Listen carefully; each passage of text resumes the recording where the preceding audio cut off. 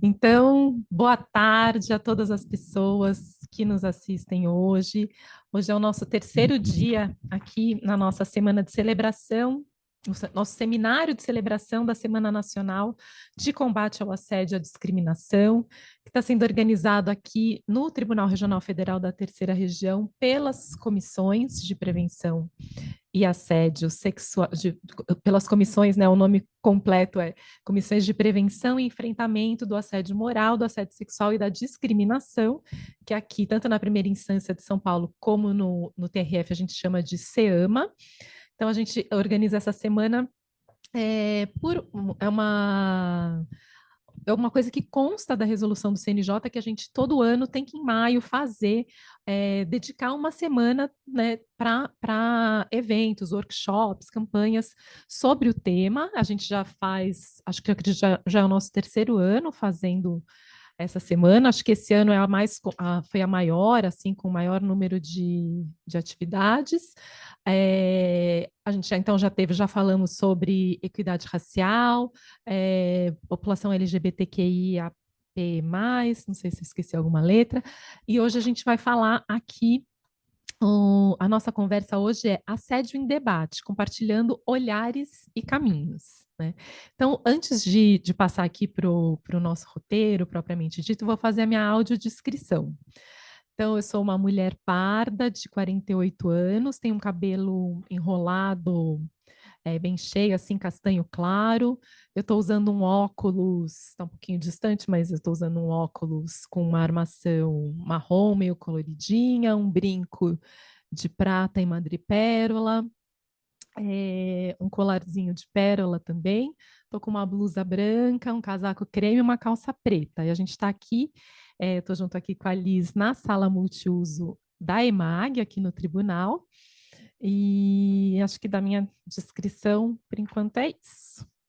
É, Então, eu queria agradecer a todas as pessoas que estão nos assistindo, né? A gente sabe como é difícil tirar um tempinho do trabalho para estar aqui, mas é muito importante ter a presença de todos vocês, agradeço muito. E hoje a gente tem aqui a nossa proposta, vai ser um pouquinho diferente dos outros dias. A gente vai começar com uma fala da Liz, que eu já vou apresentar, e depois uma fala da Carla, e aí depois, para o fim, a gente vai fazer uma parte, para o fim não, né? A gente vai dedicar uma boa parte também para debates, para perguntas que vocês podem ir enviando a qualquer momento pelo chat, que a Mariana, que está aqui nos, né, além de coordenando o evento junto comigo, também está aqui nos ajudando, trazendo água, enfim.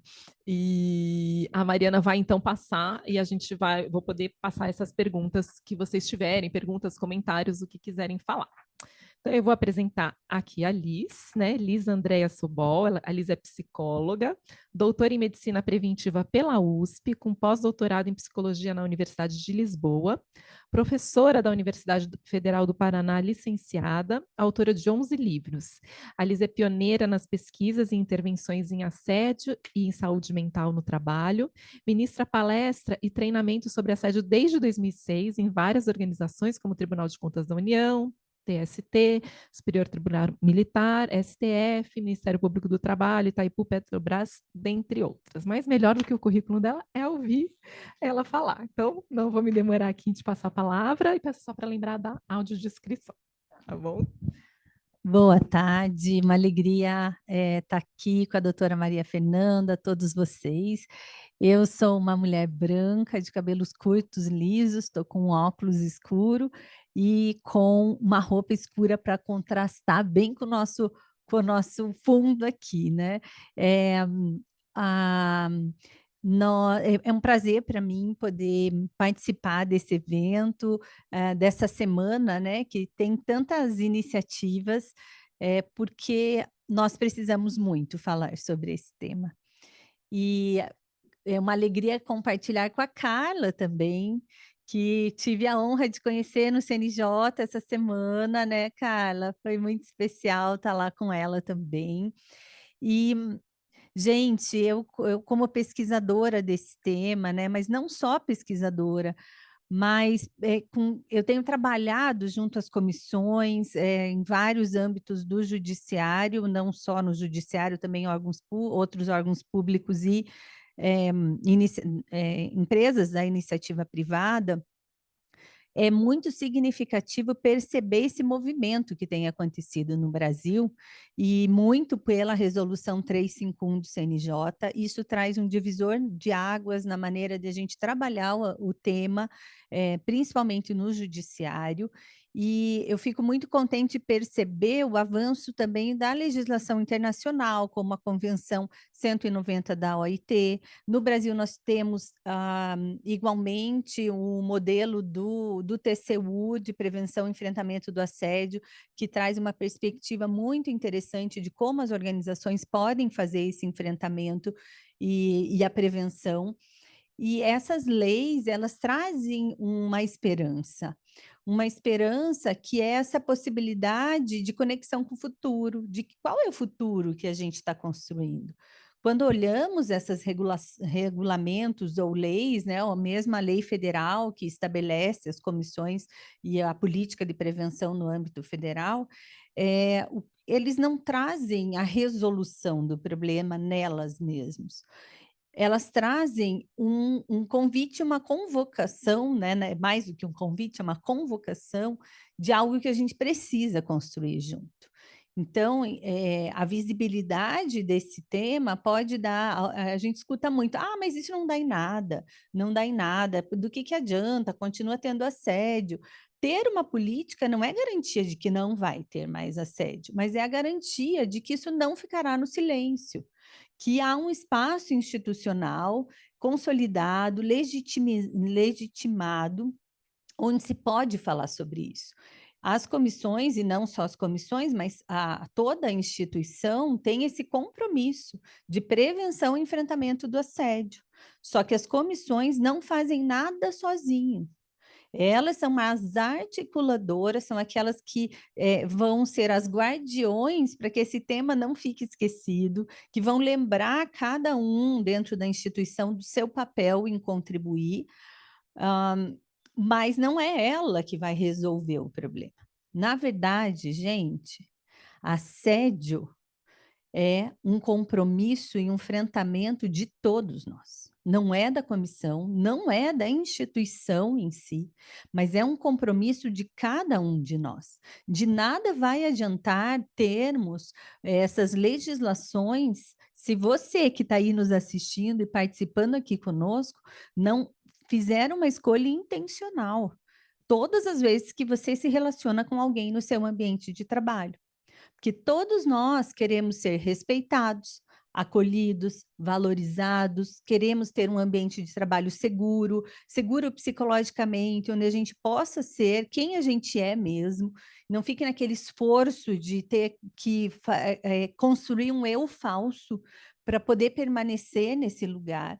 Todos nós queremos esse lugar, né? Que é um ambiente de trabalho saudável. Quantos de nós temos intencionalidade e estamos dispostos a entrar nessas relações, sendo aquele que oferece o seu olhar ao outro, que oferece um espaço, sim, de escuta quando alguém está passando por uma situação de assédio, ou um desafio, ou algo difícil, né? Quantos de nós estamos dispostos a colaborar com o outro na própria atividade de trabalho e a construir esses ambientes de trabalho saudáveis? Então, esse lugar de um contexto de trabalho saudável, ele é possível, ele é factível de termos, mas para isso nós precisamos de um empenho que é pessoal e também coletivo de falar no que depende de mim. As pessoas que trabalham comigo hoje serão respeitadas, serão acolhidas, serão reconhecidas e terão um ambiente saudável de trabalho.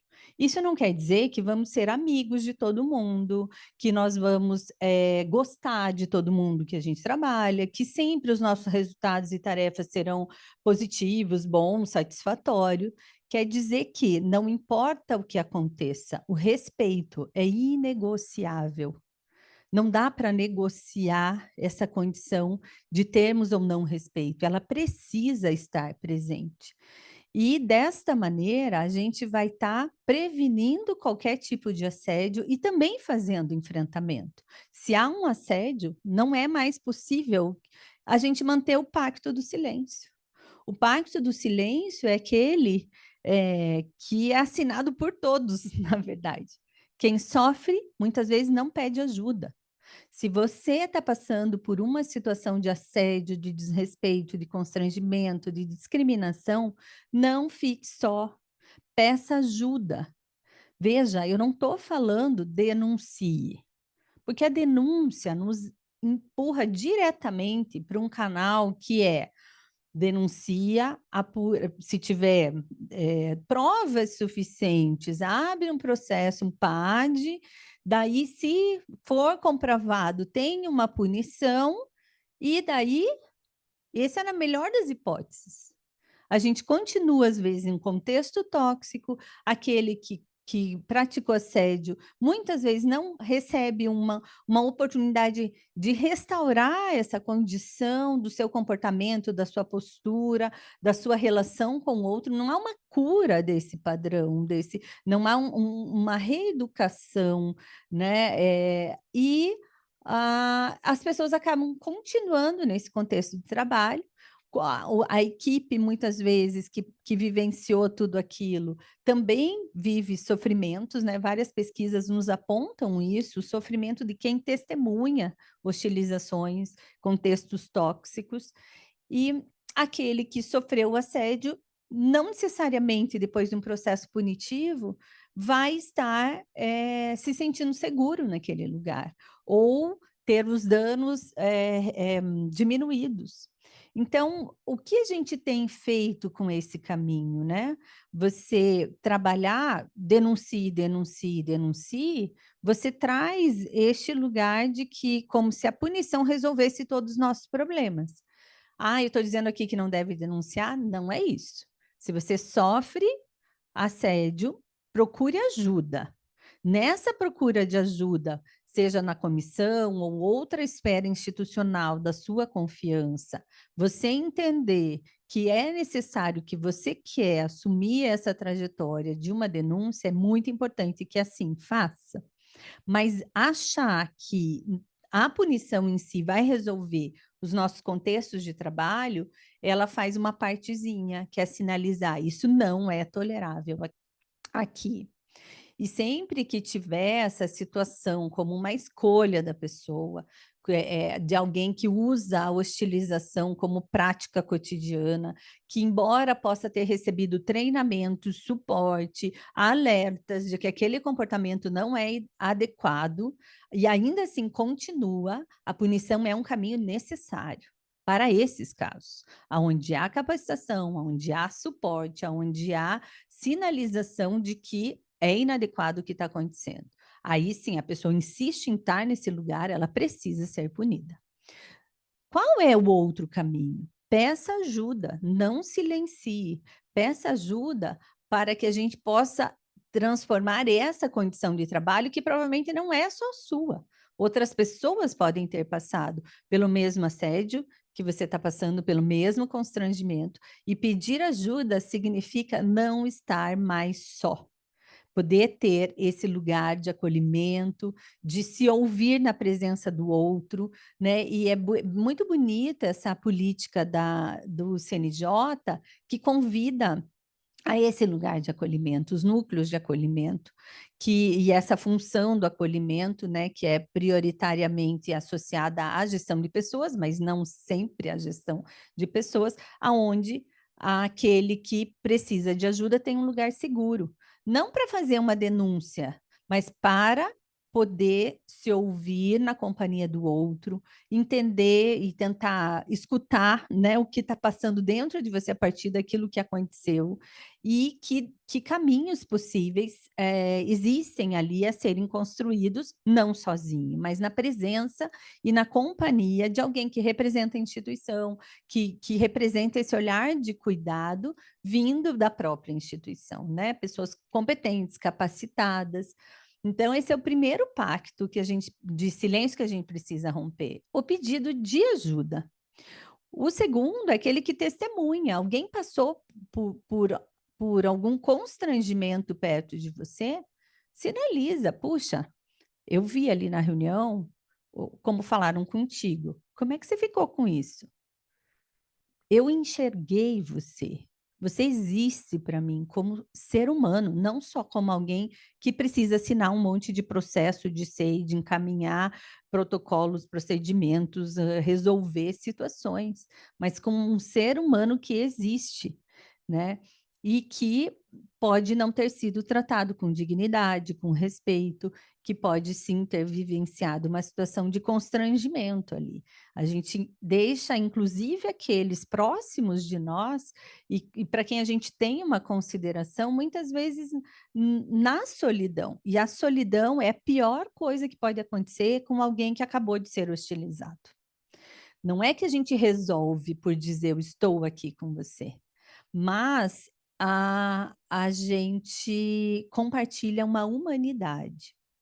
E é isso que fortalece a pessoa para fazer as suas escolhas, inclusive se vai denunciar ou não. Então, eu não estou falando que todos, né, que todos vão dar conta de estar com o outro. Gente, se só um se posicionar e falar, eu vi o que aconteceu, já mudou a realidade dessa pessoa. Então, você pode ser essa pessoa que oferece o olhar para o outro, o olhar que confirma, o olhar que rompe esse silêncio que grita por um pedido de presença. É essa o convite, né? Que a gente não deixe o outro nesse vazio e nesse silêncio que o paralisa.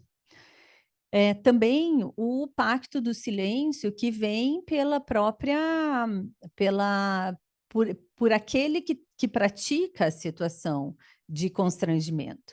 E aqui eu quero fazer um destaque em relação às lideranças, porque é muito comum que sejam apontados líderes, gestores, enfim, como aqueles que praticam assédio, constrangimentos e práticas hostis. E eu quero lembrar o desafio que é estar nesse lugar de liderança, como é um lugar também muito solitário, de muita incerteza. O líder não é aquele que lida simplesmente com os protocolos e com a rotina e com as metas, é aquele que resolve todos os BOs, né? Tudo que é difícil vai cair na mão do líder. E se é difícil é porque não está dada a solução. Então, é alguém que está o tempo todo sendo testado no limite, que é aquele que tem que enfrentar, sim, as crises pequenas e aquelas que desorganizam tudo. E eu estava vindo para cá no avião ontem, e aí sentou alguém do meu lado e recebeu uma ligação. E aí ele falou alguma coisa de relatório, dos resultados, como é que estavam indo, e de repente a outra pessoa do outro lado falou, demandou mais alguma coisa e falou, ai, cara, eu não tô com cabeça para isso hoje, me desculpa. Eu tô com a minha mãe muito mal no hospital e eu tô muito desorganizado por conta disso, emocionalmente, eu tô muito abalado. E aí a outra pessoa pergunta, né, assim, parece que continua essa conversa, e ele diz: como é difícil, né? A gente cuida de todo mundo, está lá para dar suporte quando as pessoas estão passando por dificuldades dentro da nossa equipe, e a gente vai se acumulando de tantas coisas e a gente nunca tem tempo para olhar para a nossa própria vida, para aquilo que é importante para nós também. Como é difícil esse lugar de gestor. Ele fala isso, né? E os gestores são seres humanos também. E chega uma hora que esgota. Isso não é justificar assédio, violência. Assédio e violência não pode acontecer, mas nós precisamos entender que ela faz parte de um contexto de pressão por produtividade, de dificuldades, incompatibilidade, às vezes, com as exigências e com as condições de realidade para realizar o trabalho, equipe, prazo, né, ainda mais dentro do sistema de justiça, né, com prazos que não são flexíveis, que não podem ser negociados. Então, há de fato sobre esses gestores e essas lideranças uma pressão que pode desorganizar. E como seres humanos, diante de pressões, a hostilização é uma resposta coerente, né? A própria CNV vai trazer, a comunicação não violenta vai sinalizar que toda hostilização sinaliza uma necessidade não atendida, sinaliza algo que essa pessoa precisava para estar num lugar mais de segurança psicológica e não tem. Então, não é justificar o assédio, mas é compreender que essas lideranças também são seres humanos. E que quando elas silenciam em relação ao que está escapando, a essas pressões, a essa sobrecarga, e ela não encontra um lugar de suporte, de apoio, de parceria, inclusive com outros gestores, ou da sua própria equipe, de entender esses contextos, pode ser que a hostilização apareça como uma resposta. Então, olha a importância das parcerias também entre pessoas que têm cargos, que estão responsáveis pelas suas equipes. Isso pode ajudar a evitar o assédio. Nós temos também o que olhar para esse silêncio institucional que às vezes acontece. Pô, eu denunciei, busquei ajuda e não deu nada. Qual a expectativa que cada um tem ao buscar ajuda? Talvez tenham situações que não sejam possíveis de serem resolvidas mesmo, porque o assédio é um fenômeno muito complexo, é uma prática muito complexa, e que envolve aí elementos individuais, fatores individuais, do grupo, da própria organização do momento social, da própria sociedade mais ampla, dos valores, né? E a organização não tem controle sobre tudo isso, ela não tem controle sobre as pessoas e o comportamento das pessoas.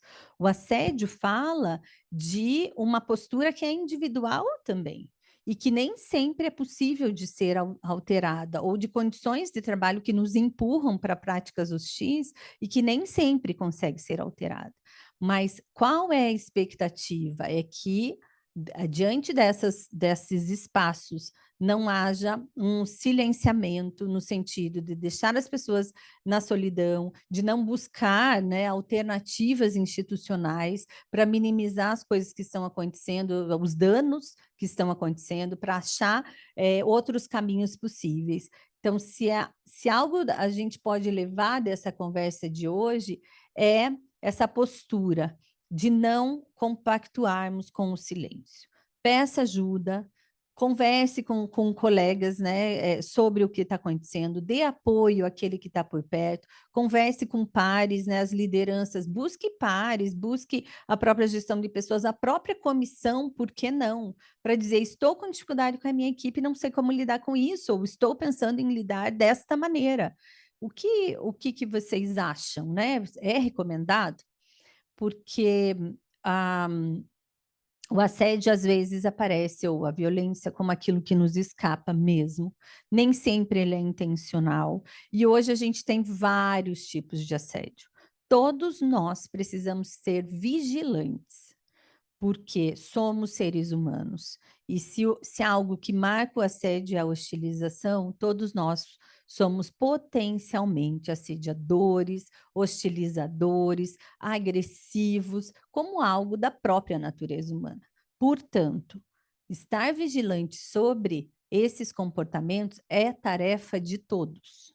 Sabe, quem tem mais risco de praticar assédio é aquele que diz assim, isso é balela, isso é assédio desde quando? Eu sempre fiz isso e nunca teve problema.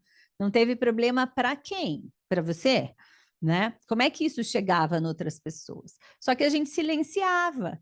Então, hoje não é mais tolerado. Brincadeirinhas sexistas, piadas misóginas, discriminação, não é mais tolerado roubar a ideia do outro e colocar como sua.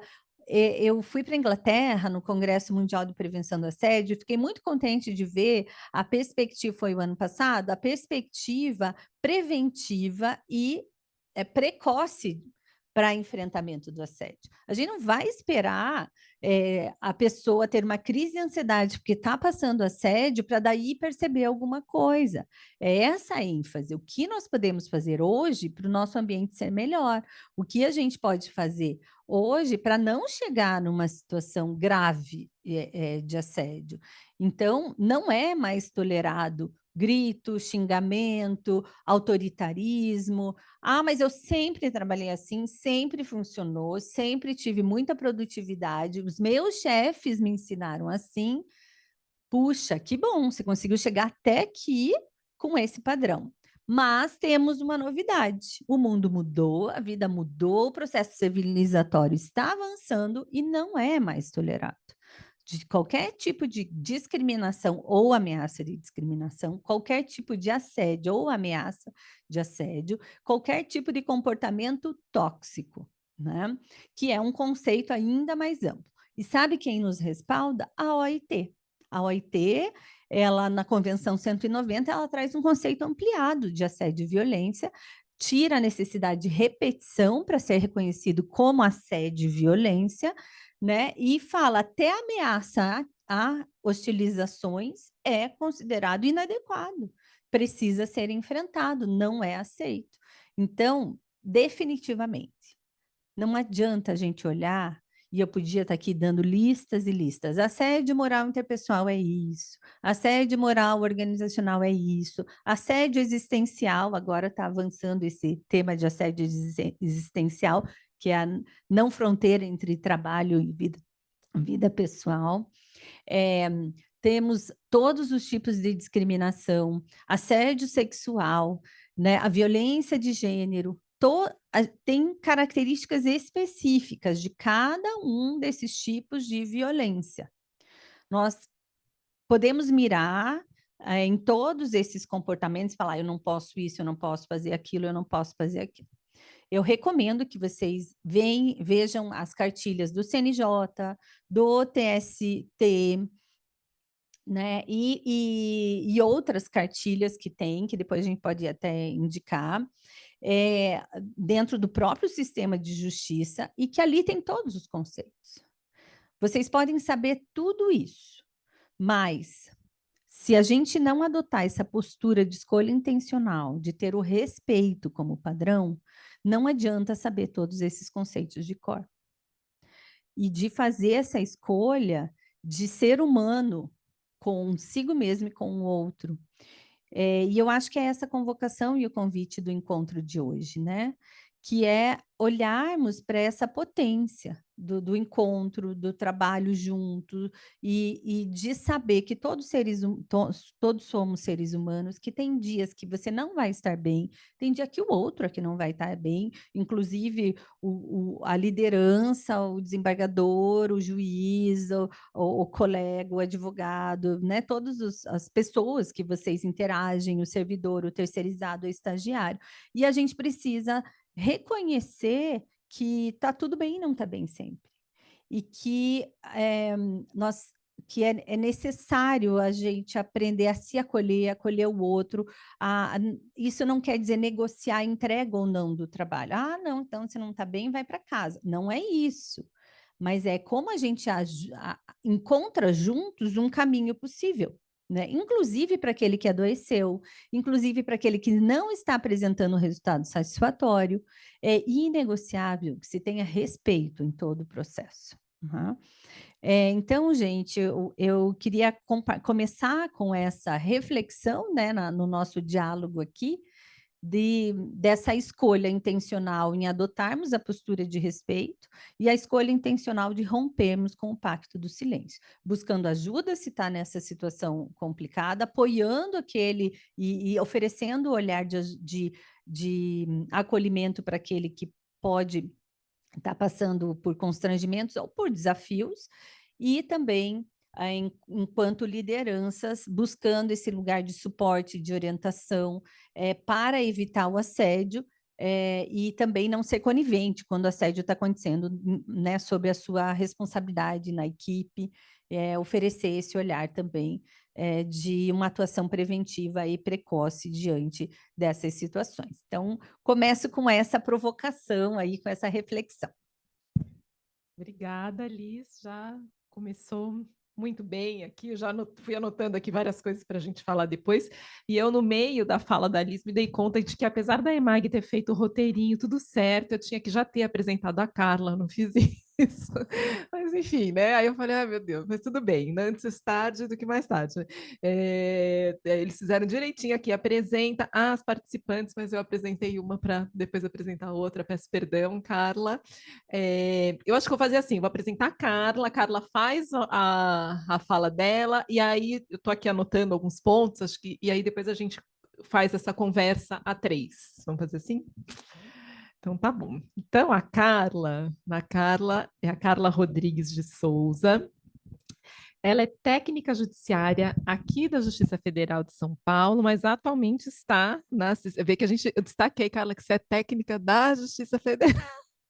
Eu ainda estou lidando com o fato da Carla não estar mais aqui com a gente, que atualmente ela está na Secretaria de Estratégia e Projetos do CNJ. Ela é graduada em Letras pela FEFELESH, na USP, e tem especialização em Pedagogia Social também pela USP. Ela concluiu o curso de formação de instrutores em prática restaurativa, processos circulares com foco no procedimento restaurativo e ambiência institucional, na Faculdade Novare. Ela é formadora e facilitadora de práticas aplicadas à justiça restaurativa e foi, assim, brilhantemente nossa supervisora aqui no Centro de Justiça Restaurativa. Eu ainda estou lidando com esse luto dela não estar mais aqui com a gente, mas ela ainda nos apoia muito. E ela tem muita experiência na área. A Carla também está fazendo a formação de facilitadores, né? Já fez várias palestras sobre justiça restaurativa. É coautora do artigo A Floresta Acordou, Justiça Restaurativa, o Despertar de uma Nova Consciência, que é um e-book que a gente tem aqui, que chama Refletir para Restaurar, que foi publicado pela Escola de Magistrados aqui da Terceira Região. Então, obrigada, Carla, por ter atendido a esse convite. Então, vou passar a palavra para você e lembrando para você fazer também sua audiodescrição. Oi, gente, boa tarde. Obrigada, Fê, pela calorosa apresentação, minha querida, saudades. Ah, Elis, foi muito legal te conhecer aqui pessoalmente. A gente estava junto aqui essa semana, foi um bate-bola muito, muito bom aqui também no CNJ, Alice traz coisa. Inclusive, eu vou te citar várias vezes aqui, porque eu aprendi muito contigo nessa palestra, né? Bem, então eu agradeço muito a EMAG por estar aqui, eu agradeço a Fernanda, eu agradeço pela confiança, é muito bom estar em casa, né? Ainda que virtualmente, aqui na Justiça Federal de São Paulo, muito carinho, muita gratidão. Então eu vou fazer a minha audiodescrição. Eu sou uma mulher parda, e hoje eu estou com o meu cabelo preto, ele é crespo, mas hoje ele tá preso, preto, né? Que louca. Hoje o meu cabelo está preso, porque estava muito corrido, não deu tempo de arrumar, e cabelo cacheado, gente, dá mais trabalho para arrumar, eu confesso. Eu estou também usando óculos de armação quadrada, eu estou com uma blusa amarela com umas florezinhas e um chale vermelho por cima, porque está frio. Aqui onde eu estou, o ar-condicionado está muito frio. Eu pensei bastante sobre o que falar, né, sobre hoje, e me vem muitas coisas em mente, sabe? Mas eu comecei lembrando de um desconforto.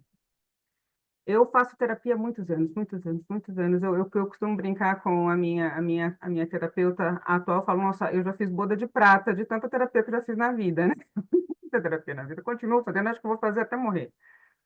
E dentro do processo terapêutico, eu já percebi que rola uma coisa assim. Primeiro, a gente não sabe. Tipo, eu não sabia que eu era, por exemplo, codependente, que eu tinha assim, que eu tenho um lugar na codependência que é eu dormir e acordar, eu tô lá, grudada, querendo que as pessoas gostem de mim, assim, eu tenho essa coisa. Mas eu não sabia. Eu não sabia que eu tinha baixa autoestima, não sabia. Não sabia nada disso. Aí, de repente, dentro do processo terapêutico, eu descubro que eu quero a aprovação dos outros, eu descubro o quanto que eu realmente espero que as pessoas legitimem as coisas que eu faço, eu descubro que eu tenho baixa autoestima, e esse é o pior momento da terapia para mim. Porque aí eu não sabia, agora eu sei, e eu vou fazer o quê com isso? E aí, para mim, é aquele conto do Rubem Alves da pipoca, que eu não sei se vocês já viram, é Pipocas e Piruás, né? Que ele fala que a vida é como se fosse uma pipoca dentro da panela, que a gente está lá e esquenta, esquenta, esquenta, esquenta, esquenta. E aí, de repente, no auge do nosso desespero, no auge daquela coisa terrível, aquele calor, tananana, se a gente consegue se soltar, a gente se transforma, né? Sofre uma metamorfose, vira uma outra coisa. E de um grão duro, a gente vira um alimento, né? Uma coisa molinha, gostosinha, mas que há grãos que nunca estouram, e eles viram piruá, né? Que é aquele grão duro que não serve para nada, que acaba indo para o lixo. Então, eu acho que o processo terapêutico e a vida, ela tem muito da pipoca e do piruá. E eu pensando em assédio, como eu também fui gestora durante muitos anos, eu acho que, principalmente nós que estamos nessa questão de assédio, eu acho que a gente está nessa coisa do processo terapêutico, né? Então, primeiro, a gente não sabia o que era assédio. Assédio. O que figura assédio? Afinal de contas, isso é assédio? Isso não é assédio? Eu preciso ler a resolução para entender. Afinal de contas, o que é assédio? O que é ser líder? Quando que eu cobro e não é assédio? Então, eu não posso cobrar mais ninguém? Isso aí, nessas descobertas, nesses estudos, eu descobri, por exemplo, que eu sofri assédio sexual muitas vezes na vida e nem sabia. Para mim, né? Então, assim, eu normalizei tantas violências, né? E eu passei por tantas situações de assédio que, na época, eu nem sabia. Então, eu acho que a gente está nesse momento de panela quente. Então, a gente já sacou que tem alguma coisa aí no mundo que a gente precisa entender qual é, que é o assédio. Quando é assédio?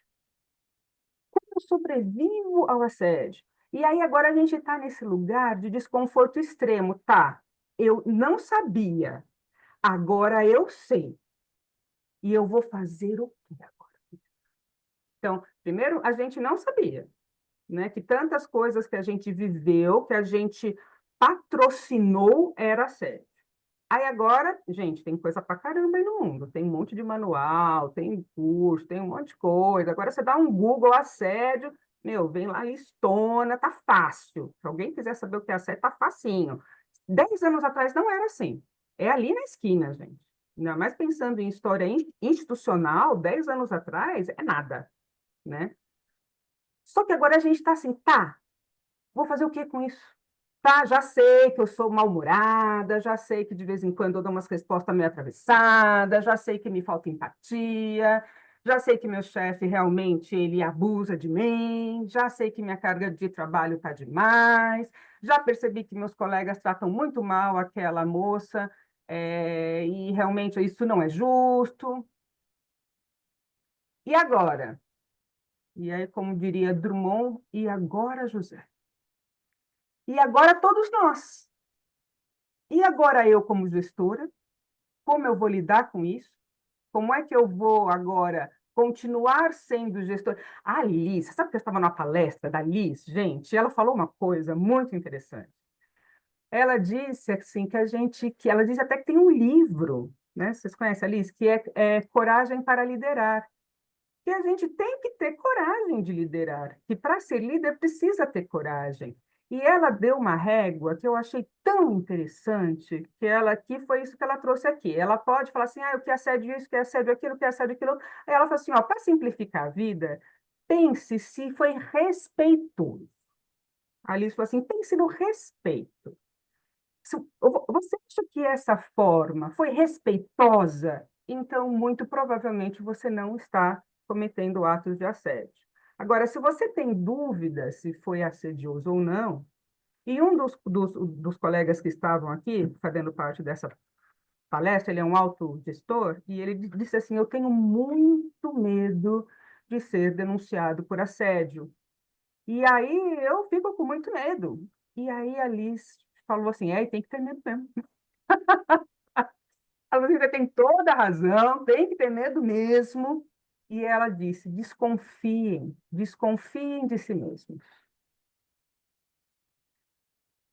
E aí, gente, eu acho que eu entro nesse lugar. E aí, a gente vai fazer o quê com isso? Como? Tem caminhos. E um dos caminhos que a instituição ela tem oferecido são dois, que é esse canal que nós temos hoje das comissões de assédio. Tem um monte, né, gente? Porque, na verdade, tem as psicólogas, tem o serviço social, tem corregedor, tem um monte. Mas eu vou falar dois, que é a SEAMA e o SEJURE, a Justiça Restaurativa. Então, vamos tentar entender um pouco desse papel, né? A SEAMA, eu não vou falar muito porque eu não faço parte da SEAMA, eu tenho medo de falar muita bobagem. Então, eu vou falar só um pouquinho. E aí, se eu comer bola, a Fê me ajuda. Na SEAMA, você chega lá e você pode fazer uma denúncia. E aí você fala assim, mas eu vou fazer a denúncia, mas isso vai resultar no quê? Então, depende, né? O que você quer com isso? Precisa entender o que vai fazer sentido para você. E aí, olha nós na frigideira de novo, lá brincando de pipoca. Porque nós estamos muito acostumados a abrir mão da direção da nossa própria vida. Então, especialmente como servidores, a gente está muito acostumado a um lugar de, a juíza mandou, né? Mandou, eu faço, né? Vem de cima para baixo, sabe como é. A corda sempre arrebenta pelo lado mais fraco. É verdade, a gente é só número, né? Realmente. Aí a gente fica bravo, se indigna, não sei o que lá, dependendo do caso, faz um consignado e vai embora. E depois fica com gastrite lá na frente.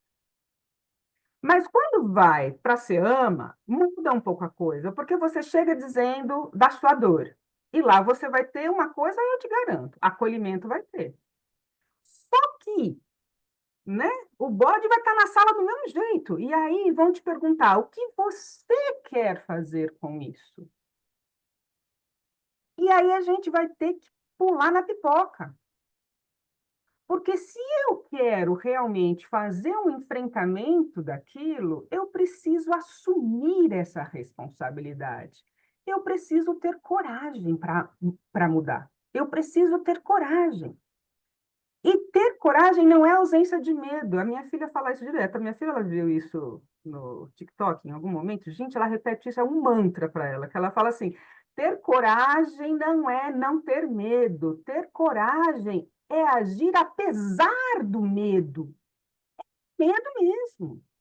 Então, quando eu venho dar essas palestras, assim, eu pareço muito calma, né? Mas não estou calma, eu estou nervosa, a minha mão sua, eu começo a suar debaixo do braço, sabe? Enfim, o sovaco transpira, outra coisa, né? E eu não faço? Não, eu faço. Eu faço com medo mesmo.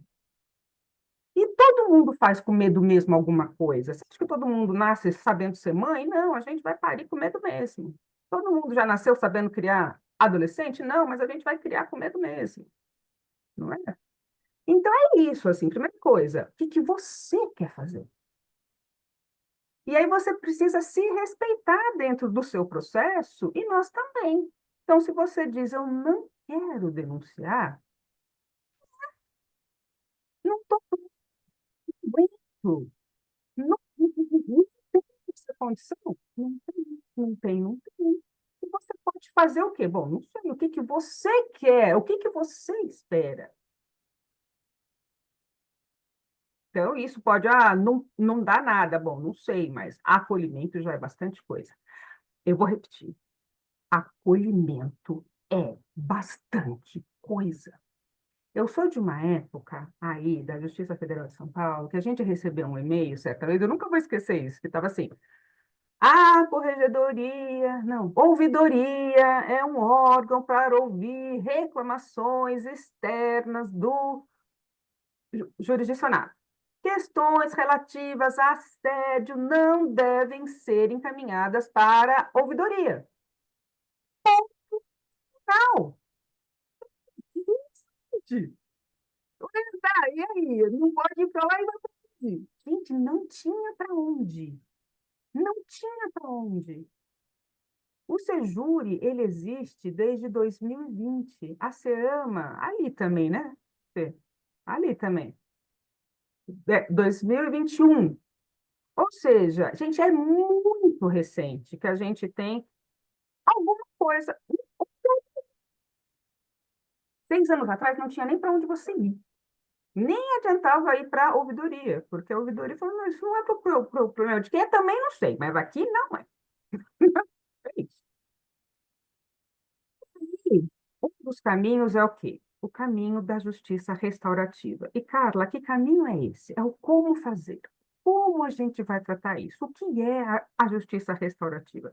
A justiça restaurativa, ela entende que justiça não é sinônimo de punição. E é muito louco, né? Porque romper com isso dentro da nossa cabeça é difícil, porque é cultural. E o que quer dizer que é cultural? Cultural é assim, ó, foi cultivado junto com você, nasceu junto com você. Eu costumo dizer que a cultura, ela entra pelos 7 buracos da cabeça sem filtro. É uma coisa que está lá dentro de você e que você só tem uma chance de trabalhar, que é de dentro para fora. Então, todos nós entendemos fazer justiça com empreender uma punição ao outro. Então, quando eu venho com uma denúncia de assédio e eu quero justiça, está muito conectado à ideia de que, então, eu vou punir aquele que faz o assédio. Mas o que eu tenho visto na minha experiência é que, de verdade, na maioria das vezes, não é isso que a pessoa quer de verdade. Ela não quer punir o outro, ela não quer que aquele chefe seja punido, ela não quer causar mal para a equipe, ela só quer que aquilo pare. Ela só não quer mais. Tem uma música que fala assim, eu não te quero mais, não, eu não te quero mal, eu apenas não te quero mais. Então, assim, não quer mal, só não quer mais aquilo. Só que aí, como a gente tem na nossa cabeça que justiça é punição, aí a pessoa fala assim, pô, mas eu vou lá, eu vou prejudicar a minha diretora, que é doida, mas pô, ela já foi tão legal comigo tantas vezes, com aquele meu diretor, que, nossa, ele é muito sem noção, mas ao mesmo tempo. E aí a pessoa fica naquele lugar, não, gente, justiça pode ser outra coisa. E a justiça restaurativa entende que justiça é quando a pessoa consegue, primeiro, se responsabilizar por aquilo que ela fez e reparar o dano. Reparar o dano. Refazer o mal feito. E quando eu consigo me responsabilizar por um erro que eu cometi, por mais dolorido que isso seja, isso traz dignidade. Carla, do que você está falando? Vou explicar. E aí, de novo, é cultura. Como a gente foi muito punido quando erra, a gente tem essa sensação de que se eu assumir o meu erro, eu vou ser punida, porque na nossa cultura, a gente ainda tem essa ilusão do ideal do outro, a gente acha que o outro é perfeito, porque a gente tem o ideal do eu, porque a gente quer ser perfeito. E aí dói muito quando a gente percebe que o outro não é perfeito, e pior ainda, eu não sou perfeita. Só que eu não sou perfeita e geral não é. Sim, você também não. Tipo, ninguém, nem a Gisele Bündchen. Ninguém é perfeito. E aí, quando eu olho para isso, isso deixa de ser uma fase feita. Nem Jesus agradou a todos. Então, gente, é isso. Nem Jesus agradou a todos. Ninguém é perfeito. Então, gente, ninguém é perfeito. Você não é, o seu gestor não é, eu não sou.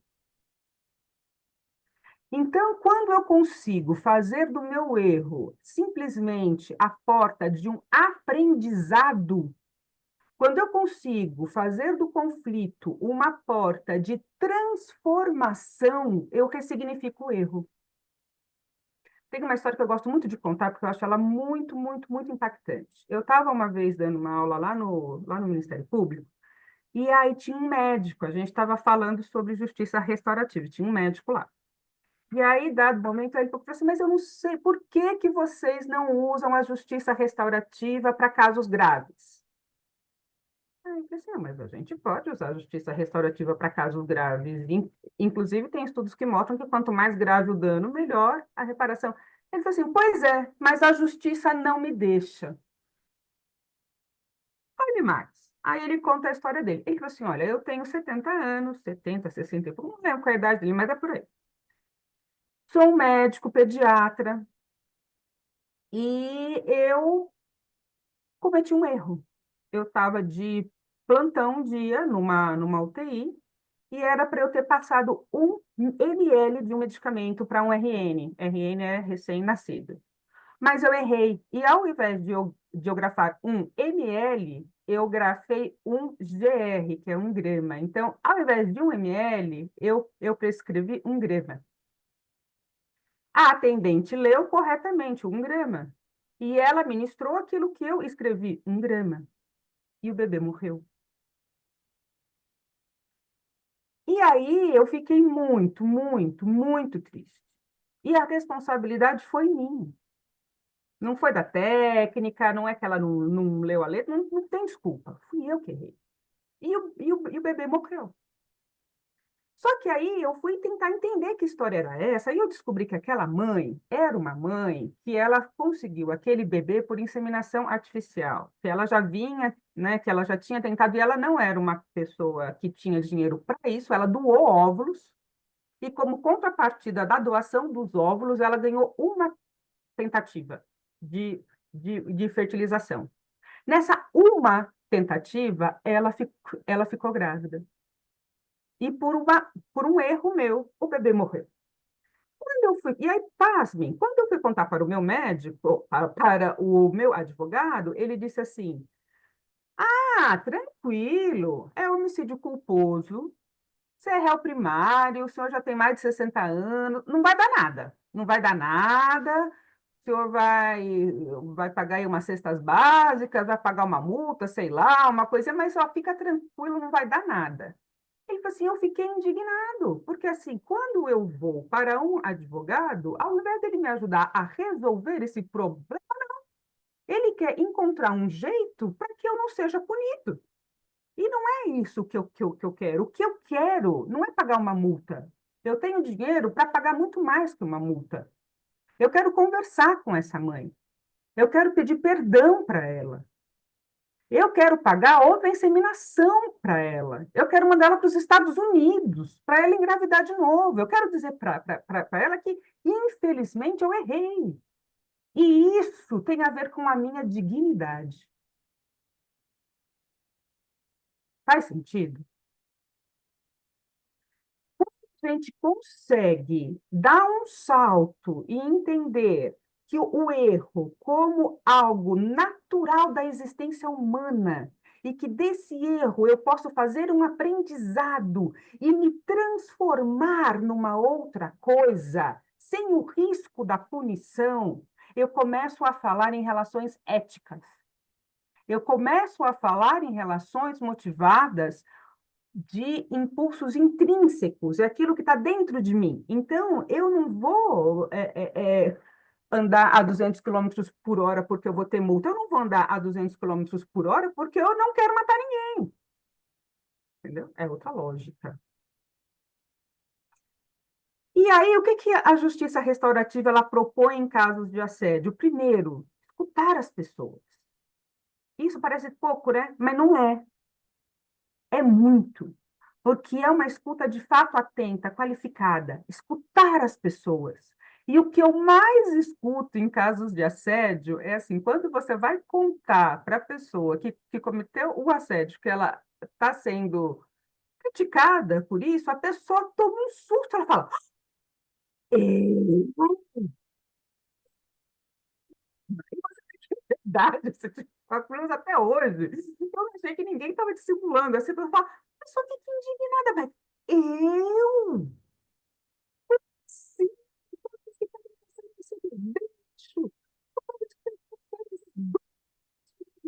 ela foi fofa e ela não se reconhece naquele papel. Ela não se vê, ela não se reconhece. E se eu chego lá e dou uma punição, ela vai continuar saindo de lá com aquela coisa, ué, sabe? Tipo, nossa, não entendi nada. E na maioria das vezes o que vai acontecer é uma alienação. A pessoa sai desse processo alienada, achando que ela foi vítima da vítima e que a vítima nem era vítima. Ela imediatamente sai do lugar da pessoa que cometeu um ato para o lugar da vítima. Me sacanearam, puxaram o meu tapete. Então, o que a justiça restaurativa faz? Ela abre o espaço seguro para que a pessoa possa refletir. Veja, não basta eu ter uma experiência. Se eu tenho uma experiência e eu não aprendo com ela e eu não reflito sobre ela, ela fica automatizada. Eu preciso conseguir significar a experiência, e eu faço isso como? Refletindo sobre ela. E na justiça restaurativa, de novo, a gente vai chegar para essas pessoas e vai perguntar, mas e aí? O que vamos fazer com isso? O que você pode fazer para melhorar as coisas? O que você pode fazer para reparar o dano? O que você pode fazer para melhorar o seu ambiente? E nessa hora, muitas vezes as coisas ficam muito misturadinhas, né? Quem é vítima, quem é opressor, né? Quem é, porque é isso, assim, como diria Paulo Freire, só tem um jeito de lidar com a opressão, é eu também lidando com o opressor que existe dentro do oprimido. Quem leu Machado de Assis vai lembrar lá do Memórias Póstumas de Brás Cubas, que tem uma cena muito impressionante, que ele tinha um escravo e ele batia nesse escravo. E aí chega um dia que esse escravo ele consegue se libertar e ele compra um escravo. E ele inflige a esse escravo todas as violências que ele sofreu. Quando eu não consigo significar uma violência, eu tenho uma chance enorme de reproduzir esta violência. Eu apanhei quando eu era criança. Para mim, criança é o seguinte: tem que calar a boca e ficar quieto. Ah, na minha época era muito pior. Então é isso, assim, a vida, na geral, assim, eu diria que a gente não está nem mais sendo convidados. Nós estamos todos dentro da panela, sendo, digamos, nós estamos sendo estimulados ao máximo à transformação. A gente está naquele momento assim, tá, eu descobri uma série de coisas que não são boas em mim, e agora? E agora? E agora que tem caminho. Tem outro caminho. Existem formas de comunicação e a gente vai ter que aprender essas novas formas de comunicação. Existem outras formas de convivência que eu costumo chamar que são novas tecnologias de convivência, que eu chamo que é a justiça restaurativa, a comunicação não violenta. Existem outros caminhos, outras portas. Aí eu já ouvi de algumas pessoas, nossa, então eu vou ter que aprender a falar de novo. Nossa, eu vou ter que aprender a ser chefe de novo. Eu sou chefe há 20 anos, vou ter que aprender. Uhum, vai. E, por fim, a última reflexão que eu trago é assim, especialmente na nossa instituição. A gestão, ela é muitas vezes feita de forma intuitiva. E olha que desgraça. Geralmente é assim. Vê se eu estou errada. Pega uma pessoa que ela é muito boa de produção. Ela é muito operacional. Sabe aquela pessoa que senta e que nem burro, ela é boa, dá aquele numerozão e tal. Aí pegam essa pessoa que é operacional e colocam para fazer gestão de uma equipe. Quando ela vai fazer gestão de uma equipe, ela é boa em quê, gente? Ela é boa no operacional. Então, ela vai acabar fazendo a gestão da operação, ela vai acabar fazendo a gestão do trabalho e não das pessoas, e vai operacionalizar as pessoas. E aí, para ela, gestão de pessoas é fazer a folha, marcar as férias, falar bom dia, distribuir o trabalho, e é isso. E o trabalho, não, trabalho é método, é tempo, a gente tem que fazer planejamento, a gente tem que ter tudo certo, a gente tem que ter aqui todo um fluxo. E as pessoas, não é, reunião de novo é perda de tempo. Cuidar das relações é perda de tempo. A gente vai ter que virar a chave. Não vai ter jeito. A gente vai ter que virar a chave. Nós vamos ter que dedicar tempo ao tempo com as pessoas. A gente vai ter que aprender a ouvir de novo. Esse negócio de colocar velocidade de um e-mail é só no WhatsApp. Com as pessoas não tem jeito, não. Tem que aprender a escutar de novo. Se interessar de verdade. Porque senão a coisa não vai rolar. Mas vai dar. Vai dar. Desde que a gente se disponha a virar pipoca e não piruar. É isso que eu tinha para falar. Uau! Amei, Carla.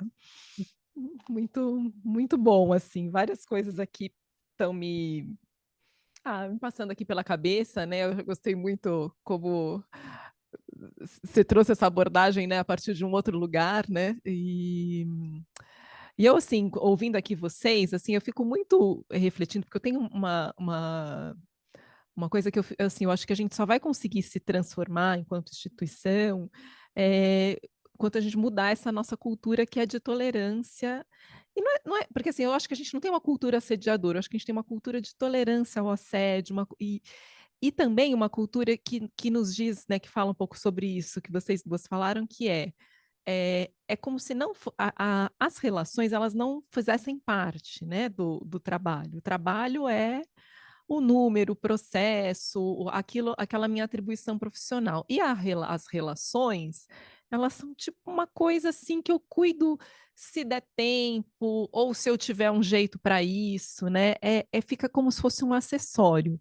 E acho que a gente, enquanto instituição, reforça isso, né? Porque quantas vezes por exemplo, até para estar na comissão, né? Vou dar um exemplo. Quando a gente está, a comissão aqui de assédio, né, ela é composta por juízes e servidores, servidoras, terceirizados e estagiários. Para a gente fazer reunião, a gente sempre tinha aquele dilema, porque não é considerado trabalho eu estar na comissão. Se eu estou fazendo uma reunião da comissão, eu não estou fazendo o meu trabalho, né? E a mesma coisa que a gente enfrenta no Sejure com os facilitadores. Muitas vezes o facilitador que está atuando dentro da instituição num procedimento, às vezes num processo criminal, às vezes num processo, né, administrativo disciplinar, às vezes alguma coisa que a SEAM encaminhou, isso não é considerado trabalho, porque a gente está cuidando das relações e não diretamente do número. E isso ainda é muito difícil, né, da gente mudar essa percepção. E eu fico muito intrigada, assim, querendo estudar e entender é, como é que a gente muda a cultura? Porque eu sei que é um processo, né? Que é um processo lento, mas ao mesmo tempo eu sei que a gente tem algumas chaves e algumas coisas que às vezes a gente consegue acelerar essas mudanças. E eu acho que a gente vive esse momento, né? Como é que eu vou transformar assim esse entendimento de que a gente tem e que acho que isso também está muito ligado, é, fazendo aqui uma relação a forma como a gente abafou todas as características, né, do feminino, né, tudo que a gente vem construindo de que as boas qualidades são as qualidades de eu ser operacional, de eu ser, e quando eu falo feminino não quero dizer de mulheres, né, porque o feminino e o masculino estão dentro da gente, mas as características que são mais intuitivas, mais do acolhimento, mais cuidadosas, é como se elas não coubessem no nosso mundo do trabalho e que a gente aprendeu que trabalhar e produzir, eu tenho que excluir essas competências ou até pensar sobre isso.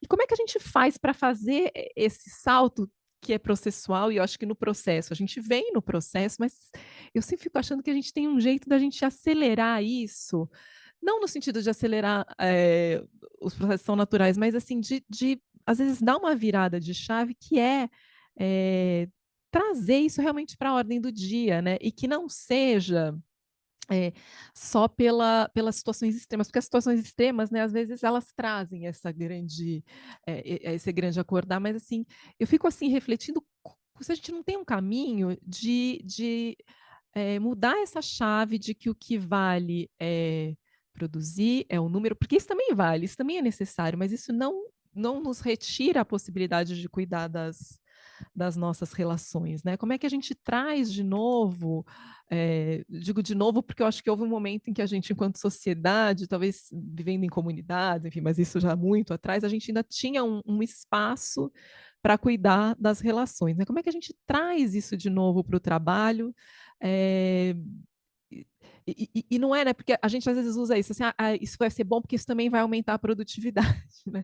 Assim, a gente tem que justificar quando a gente vai cuidar das relações, né? Quando a gente vai cuidar de qualquer coisa que não seja o número e a produtividade, né?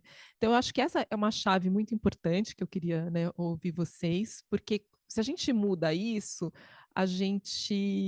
eu acho que a gente ganha força, né? Porque quando eu vou sei lá, quando eu vou pensar numa capacitação, eu vou dar tanto valor para uma capacitação de gestores, né, com competências emocionais, por exemplo, quanto para a capacitação do gestor quer dizer, quanto, eu acho que devia até ser mais, mas eu também vou dar o mesmo valor que eu dou para fazer uma capacitação do PJE, que é o nosso sistema de processo, porque se um servidor, eu tenho certeza, chega para uma chefia e fala, olha, eu preciso fazer uma capacitação do PJE, nenhum gestor vai falar, não, você não pode fazer, porque você tem que fazer para o trabalho. Agora, se eu falo, eu vou fazer uma capacitação para me melhorar como gestor, pode ser que isso já tenha um questionamento, né? Então, como é que a gente constrói essa transformação, dá esse salto, né?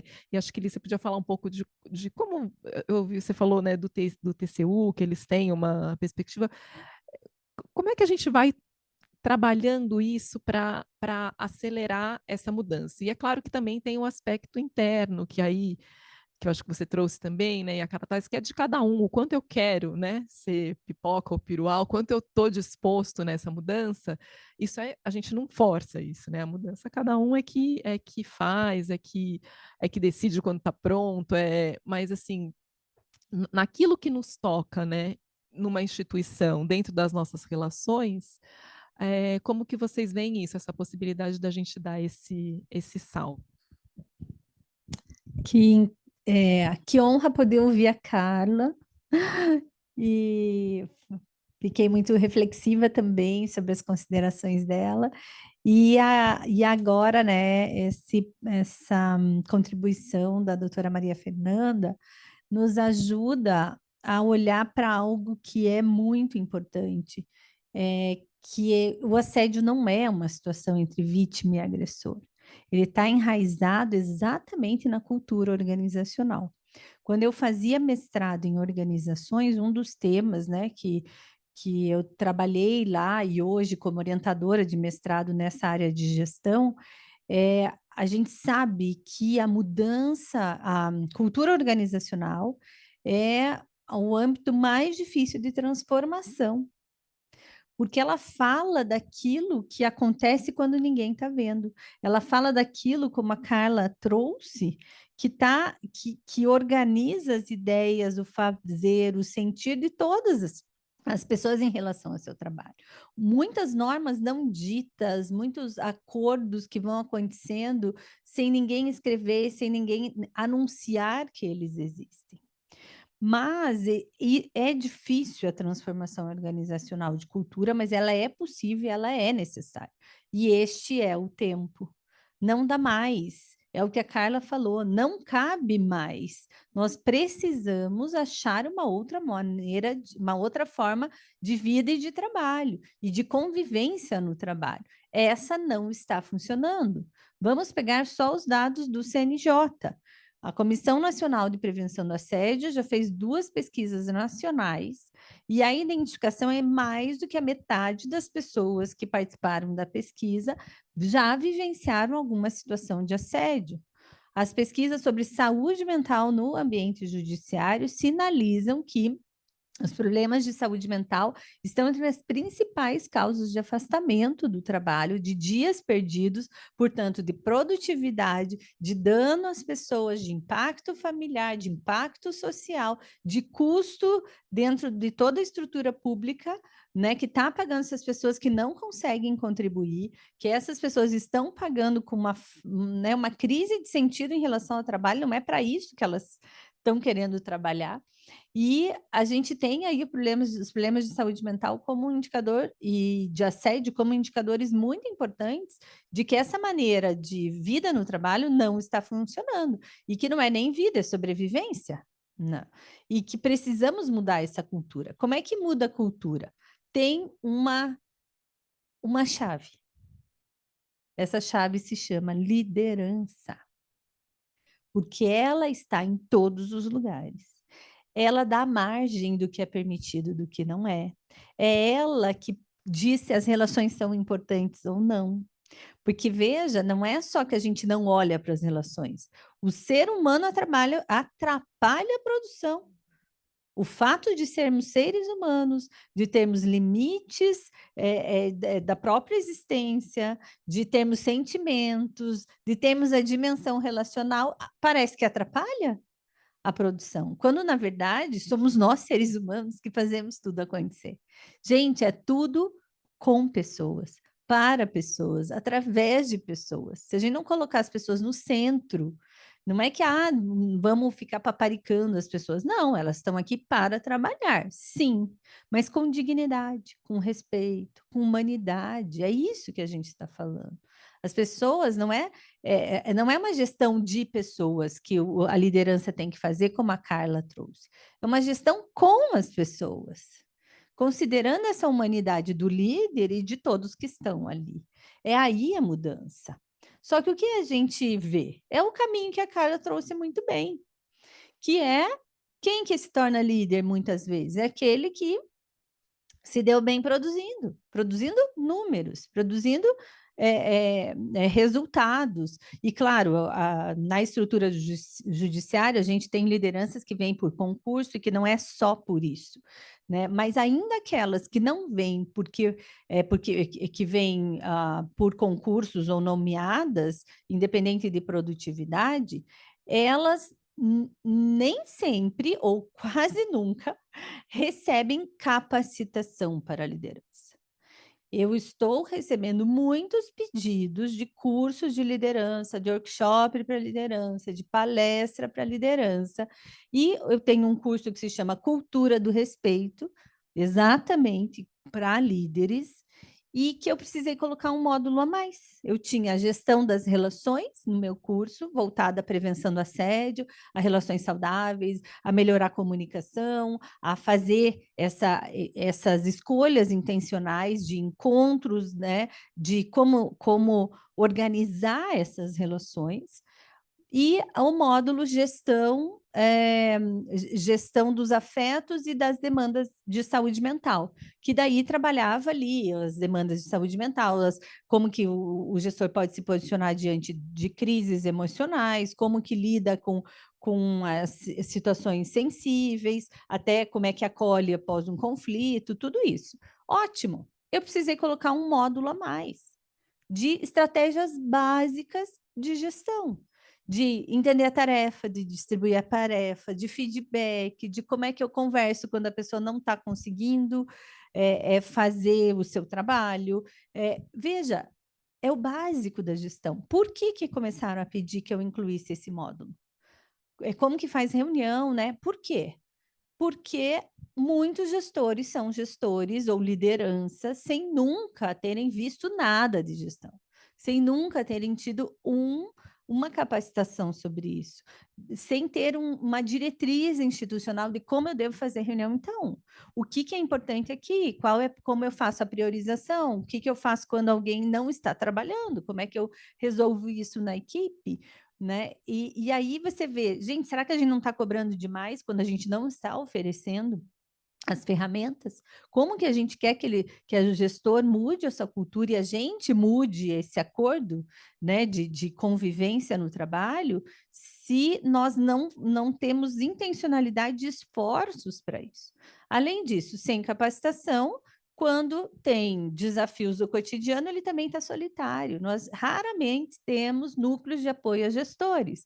Eu fiquei sabendo de um projeto no Banco do Brasil que eles têm lá uma área específica só de apoio a gestores. O TCU, eles têm também um núcleo, acho que associado à gestão de pessoas, é algo recente que também dá suporte a gestores. Um site lá, uma plataforma que eles entram e tem todas as orientações básicas para os gestores. Não conseguiu encontrar o que ele queria, ele tem o apoio do suporte remoto. Precisou, ele tem o apoio do presencial.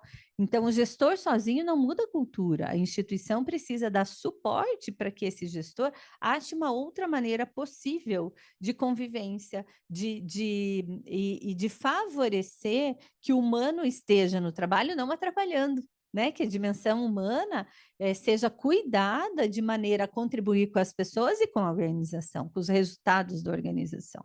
Mas, é claro, não é só o gestor. Todos nós somos convidados e convocados a ter esse respeito conosco mesmo, com o outro e com o trabalho. É responsabilidade de cada um de nós, cada um de vocês, de você que está aqui nos acompanhando, de cumprir o seu papel, de anunciar quando você recebeu uma tarefa e você já viu que não vai conseguir fazer aquela tarefa. Você precisa informar o seu gestor. Olha, não vamos conseguir cumprir o prazo. Olha como é que está aqui. Qual é a tarefa prioritária? Eu recebi 3 tarefas urgentes. Qual é a prioritária? Então, precisamos urgentemente abrir espaços de diálogos para conseguir mudar esta cultura. Essa é a grande chave. A capacitação e o cuidado das lideranças e que todos nós possamos ter esse espaço seguro psicológico para poder dizer, espera aí, não está funcionando aqui, antes da bomba estourar. A gente espera não conseguir estourar todos os prazos, se dá muito mal para daí falar, pô, agora deu BO.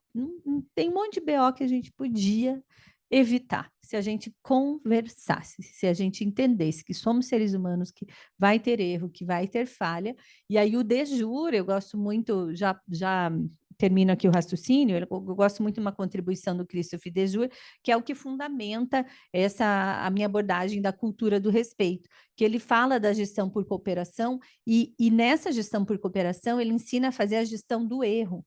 O erro nunca é o erro de um, mas é um erro de um processo, é um erro de um caminho todo construído pela instituição, pela pessoa, pelos colegas, pelos contextos, né? E que precisa ser entendido como sinalizador e como oportunidade de rever o que a gente está fazendo juntos, e não só daquela pessoa. Raramente o erro é o erro de um, né? Mas é um erro que nos dá a oportunidade de rever. E o assédio também, como a Carla trouxe, o assédio, o conflito, o desencontro, se a gente assume a responsabilidade de que aconteceu alguma coisa aqui que podia ter sido diferente e que eu tenho parte nisso, eu consigo mudar algo para mim e para o outro. E esse convite, gente, que a vida nos faz é impactante, transformador e traz dignidade. Então, bora lá, né? Ter esses esforços para melhorar essa condição de trabalho para todos nós. Obrigada, Liz. Carla, quer? Quero sim. Então, eu acho que assim, primeira coisa, ressalto isso que a Liz traz, né? Então, assim, a gente precisa tirar da ideia de que é possível fazer gestão de forma intuitiva. Não vai dar mais. Então, a gente vai ter que se capacitar para ser líderes, né? Que é aquele livro que a Liz disse, né? Coragem para liderar. E a gente não vai agradar todo mundo dessa liderança, então a gente vai ter que aprender a lidar com isso. Mas, assim, chaves para virar isso rapidamente, né? Quais são as chaves? Primeiro, eu acho, assim, primeiro, precisa estar na agenda do gestor cuidar das relações dessa equipe. Então, na inovação, tem uma ferramenta que chama mentoria 1 para 1.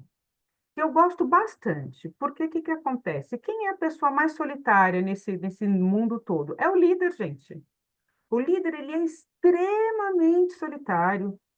Ninguém fala muito a verdade para o líder, que só o fato dele ser juiz, então, só o fato de ser juíza, né, Fernando? Falou que é juiz já era, entendeu? Então, assim, é um manto da desumanização.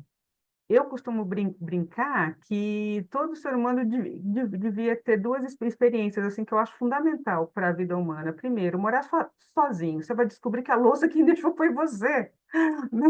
Você vai descobrir coisas muito interessantes. Então, morar sozinho eu acho que é uma coisa importante que todo ser humano poderia ter essa experiência. Segunda, é ser gestor, ser chefe. Eu acho que todo mundo devia ser chefe pelo menos uma vez na vida. E não pode ser 3 meses, não. Tem que ficar lá pelo menos uns 9 meses. Sente como é que é. Se coloca lá. É incrível, assim, tem muita projeção em cima do gestor. Quer que o cara seja perfeito, o cara não pode ter o dia de mau humor, e assim, e geralmente é o cara que não sabe nada, né? É o cara que fala, pode vir aqui na minha sala, estou à disposição, vamos conversar. Ninguém vai, ninguém vai. Não, vamos desenvolver as coisas juntos. Então, assim, fica muito difícil, e ele fica cada vez mais encastelado e cada vez mais sozinho. E aí, o que que acontece? Os supervisores, cada vez mais atolados de trabalho. Então, assim, eu entendo que uma coisa muito importante é que o gestor, que ele tenha na agenda, né, semanalmente, coloca lá 40 minutos para falar com cada supervisor, que seja 30 minutos. Como é que você está? Como é que está a família? Como é que estão as coisas? E no trabalho, eu aprendi com a Liz, gente, aqui. O que que eu posso contribuir para que o seu trabalho saia melhor? E nessa mentoria de 1 para 1, tem várias perguntas que você pode fazer, assim, várias. Por exemplo, na justiça restaurativa, uma coisa que a gente faz sempre é perguntar para as pessoas, como você está chegando hoje? Uma coisa é eu estar chegando hoje, num dia normal, que eu dormi bem, tomei café, minha filha foi para a escola, está tudo certo. Outra coisa é eu estar chegando do hospital, porque minha mãe está com câncer terminal e eu não tenho mais nem dias livres para eu poder ficar com ela lá no hospital, como já aconteceu comigo muitas vezes. Então, assim, é muito diferente este lugar. E, assim, bom, então é isso. Então, assim, primeiro, precisa ter isso. Outra coisa, na justiça restaurativa tem rodas de conversa, e eu acho que isso pode ser muito legal. Da sua equipe, sente em círculo, né? De qualquer coisa, como objeto da palavra, pode ser uma caneta. E aí pergunta para essa equipe toda, é, como tem sido a minha gestão? Uma pergunta de verdade, senta direitinho, né?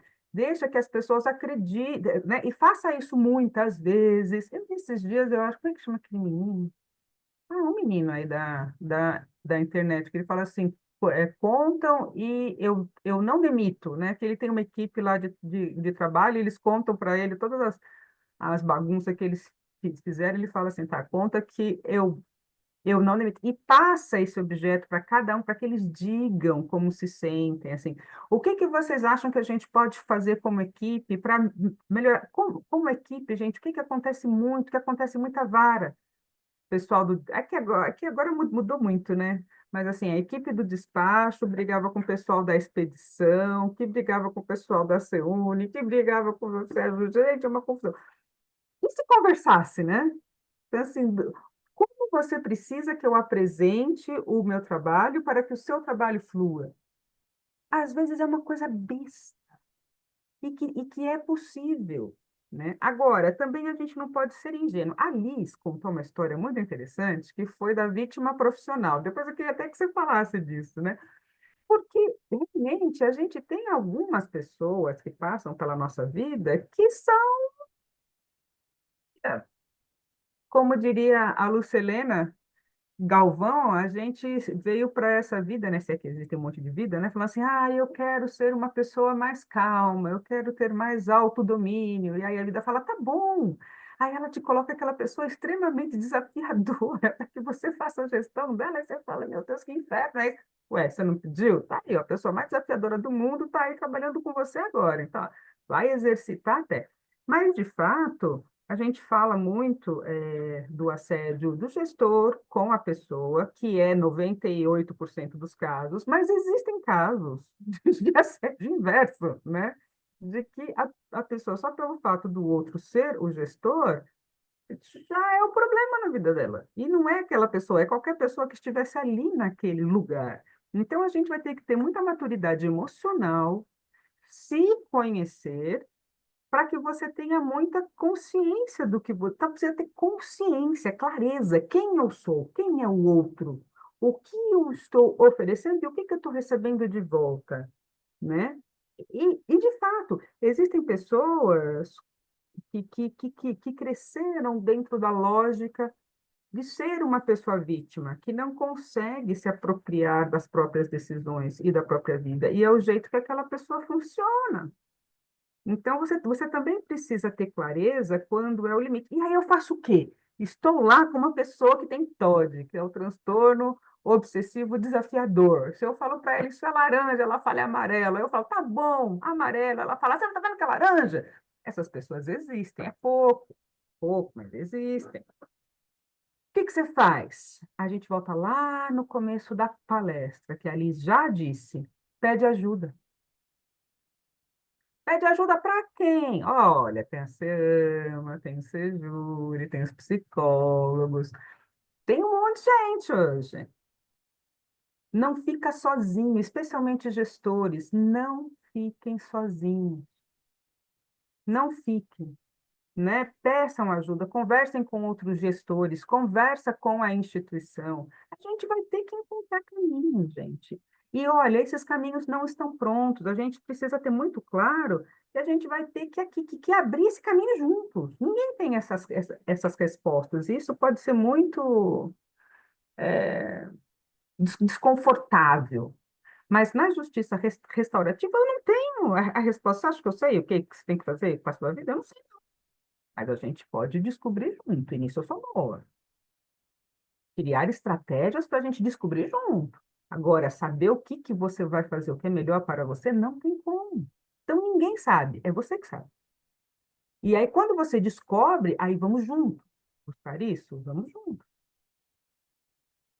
Hoje mesmo, eu estava em um tribunal superior daqui e que teve um caso muito complicado e pediram ajuda da justiça restaurativa. Quando eu cheguei lá e eu comecei a explicar o que é a justiça restaurativa, dois ficaram muito bravos, mas muito bravos, e não quiseram ficar, não, foram embora. Mas isso vai dar em quê? Eu não preciso de apoio psicológico, eu não quero que você fique aqui para dizer o que eu tenho que fazer. Eu não falo que você tem que fazer. A gente precisa de uma coisa e que não vai dar tempo, porque a gestão já está acabando. E olha que coisa, né, meu? Que coisa. Foi difícil para mim marcar esse círculo só com eles, porque a gestão queria vir junto. Aí eu falei, não, primeiro as pessoas que sofreram, e se elas quiserem, vocês vêm. E eles já não acreditavam nem que eles poderiam mudar aquela situação, tomou aquela situação como dada, e aí chora, esperneia, fica bravo, mas aceita, né? E nem acreditavam que as pessoas estavam se importando com eles. Não acreditavam nisso. Então, assim, a gente precisa desconfiar da gente e desconfiar que é possível criar uma outra coisa, desde que eu tenha coragem de tentar criar uma outra coisa.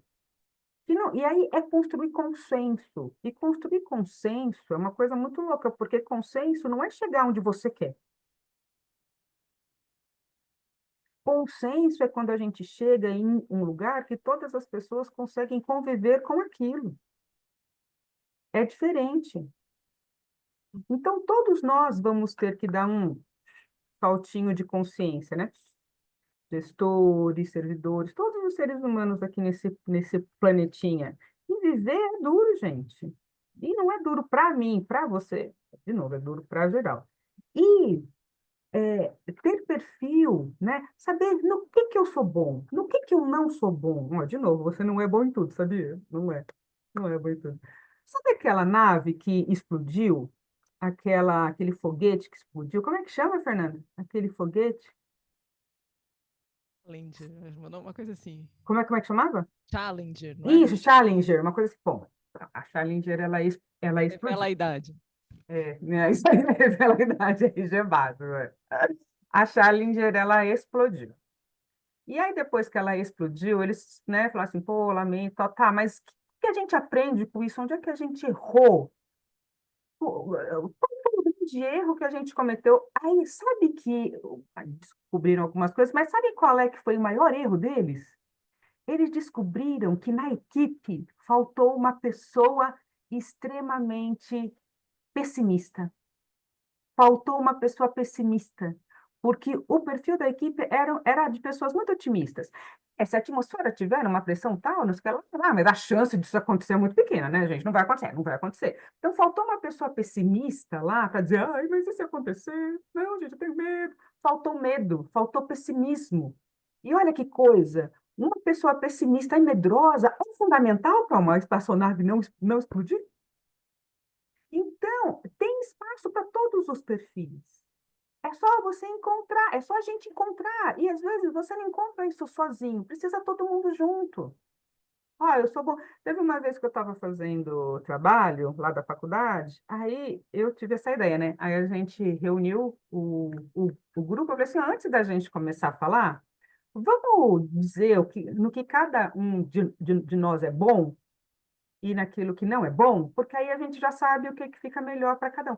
Gente, foi a melhor coisa que eu fiz da vida. Por exemplo, não dá para contar comigo para fazer o controle das datas, gente. Eu sou uma pessoa que eu sou atrapalhada. Não dá para contar comigo. Então, eu sou outra pessoa para controlar a agenda, porque eu sou atrapalhada. Mas eu sou boa em outras coisas. Entende? Então, assim, tem a ver com isso, gente. Para eu fazer parte de uma equipe, eu tenho que entender qual é a minha colaboração para essa equipe. Quando eu estou no meu melhor, o que que eu ofereço para uma equipe? E aí, por exemplo, eu fui durante muitos anos supervisora de expedição de uma vara de execuções fiscais, mas eu sempre soube que ali era o pior lugar que a justiça podia ter me colocado. Eu não tenho perfil para esse trabalho, não tenho perfil para esse trabalho. Né? Então, assim, eu tenho por exemplo, tipo, você me botam na época, né, gente? Na época, eu tô ficando velhinha, não tem jeito. Na época do processo físico, né? Você coloca uma pilha de processo, assim, para mim, tudo de penhora. Só para eu mudar o número do processo, o nome das partes e valor. Vai sair tudo errado. Eu tenho transtorno do déficit de atenção, não vou conseguir fazer esse negócio, porque eu não tenho perfil para isso. Mas eu consigo ficar no balcão e atender telefone, e fazer certidão, e fazer outra coisa, e dar palestra aqui com a EMAG, isso você pode contar comigo, isso eu dou conta. Mas se você me botar para fazer mandado de penhora, e não é difícil, é fácil, mas não assim para fazer mandado de penhora, não vai dar certo. Então a gente precisa se conhecer a equipe. E como eu conheço? Eu só conheço um jeito, gente, por enquanto, de conhecer as pessoas, é por meio das histórias. A gente precisa ouvir as pessoas, criar ambientes em que a gente possa se conhecer, ouvir as histórias. Como é que você chegou? Reúne a sua equipe e aí pergunta: o que que você sonhava ser quando você era criança? E deixa todo mundo falar. Você vai conhecer muito. Conte uma vez em que você viveu uma experiência difícil na sua vida e que você conseguiu superar e fez um aprendizado. Uma vez em que você fez do limão uma limonada. E deixa todo mundo contar. Pergunta para a sua equipe como foi que você veio parar aqui na Justiça Federal de São Paulo. Conte a sua história. Você vai conhecer essas pessoas. Então, abrir espaço para que você conheça as histórias. E aí tem uma frase que eu gosto muito que fala assim: nós não temos medo de quem nós conhecemos as histórias. Pode falar, Alice. Nossa, essa tua frase foi ótima, porque eu ia falar exatamente do medo e da esperança.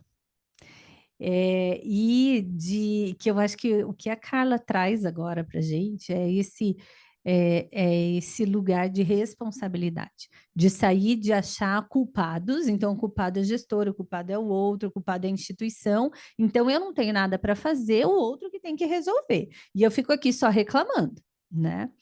E esse lugar da reclamação, ele não muda a realidade. E aí, quando a Carla traz essa questão do otimismo ou do pessimismo, de cada um ter o seu lugar, me remeteu a uma leitura que eu fiz recente de um livro do Byung-Chul Han, que é um filósofo sul-coreano, uma referência muito significativa hoje para a leitura da nossa sociedade, do que nós temos vivido, e ele é professor em Berlim, e vários livros dele estão sendo traduzidos para o Brasil. Ele tem para o português, ele tem um que se chama Sociedade do Cansaço, muito conhecido, mas o ano passado eu recebi o livro dele, Espírito da Esperança, o espírito da esperança numa sociedade do medo, alguma coisa assim. E é muito lindo quando ele vem falar desse lugar da esperança. Eu lembrei, eu tenho uma praia que eu gosto muito de ir em Santa Catarina, e ela é o meu lugar de retorno, onde eu me reconecto, né? Puxa, eu estou viva, eu tenho gratidão por toda a trajetória. E nessa praia tinha uma cabana de pescadores aberta, assim, e a gente passava e via a plaquinha. Se vier sem fé, não venha. E aquela plaquinha, eu até tinha separado a foto para trazer para vocês, e acabei não desistindo da ideia, mas olha, eu já estava com feeling de falar disso, porque é isso. Não quer dizer que está tudo dado e que vai dar certo, quer dizer que nós estamos buscando um caminho possível. E se a gente não acreditar que alguma coisa a gente pode melhorar, o que é que a gente está fazendo aqui? Todos nós temos um compromisso de contribuir com essa instituição. Se você não acredita mais nada nisso aqui, não desperdice a tua vida, se direcione para algum lugar aonde você possa ir com fé. Se for para vir sem fé, não venha para esse lugar.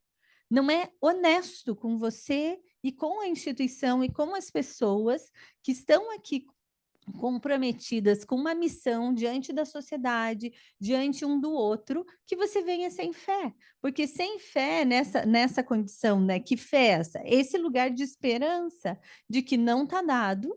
O Byung-Chul Han fala, a esperança é esse lugar ela sempre vem acompanhada de um apesar de, mas é aquela que constrói um caminho, que se conecta com o futuro e que vai dizer: tem algo aqui para ser feito. Mesmo na incerteza, que é esse, apesar de, né? E ela se contrapõe ao medo. O medo fecha todas as portas do futuro. O medo nos congela nesse lugar da impossibilidade, da reclamação, do não encontro. Então, quando a Carla traz isso, não é nem só ser pessimista ou otimista em relação, né, usando ali o que ela traz, em relação ao que futuro nós teremos. Não é de ser otimista ou pessimista, é de ter os dois pés na realidade e falar: no que depende de mim, eu vou fazer a minha parte. E a minha parte envolve esse cuidado de quem eu sou, o cuidado de quem o outro é. Todos nós temos as nossas dores, todos nós temos as nossas dificuldades, as nossas lacunas, e a gente vem com ela para o ambiente de trabalho. Tem aquele que foi vítima a vida inteira e que o único lugar de existência que ele encontra é de ser vítima. Quem sabe se alguém ouvir, né, e ajudá-lo a perceber que lugar é esse que ele vem construindo, ele possa, junto com o outro, nominar suas necessidades e construir um outro caminho possível. Mas se a gente não gerar as oportunidades de encontro, nada vai acontecer. E eu tô lembrando aqui também da relevância das relações no trabalho. Hoje tem uma discussão se ampliando e tendo mais visibilidade, que é da saúde social, quer dizer, a saúde das relações. Como está a saúde das relações? E aí tem várias pesquisas mostrando que a saúde das relações, elas têm um impacto maior do que fatores genéticos e hábitos de vida na condição de saúde física e mental e na longevidade, inclusive uma pesquisa da Harvard sinalizando isso. O que fala que hoje falar das relações não é secundário, é central. O cuidado das relações, se você tem relações positivas, relações que te fortalecem, você vai viver mais, com mais saúde, com mais sentido, vai enfrentar as condições de realidade, os desafios, com uma outra possibilidade, se você tem relações positivas. E aí, um último dado aqui para fechar esse raciocínio, quais são as relações aonde a gente dedica mais tempo na vida? São as relações do trabalho. O trabalho precisa ser um lugar saudável. O trabalho precisa ser esse lugar que nos fortalece, não que nos adoece. E isso não depende da política do CNJ, gente. O assédio acontece com quem trabalha junto. O assédio está ao seu lado. Não está lá na política do CNJ, no chefe que não trabalha com você. É com quem está junto. Quantas pessoas a gente trabalha junto? O chefe que tem muita gente que tem contato o tempo todo tem 50. Quantos lugares tem 3, 4, 5?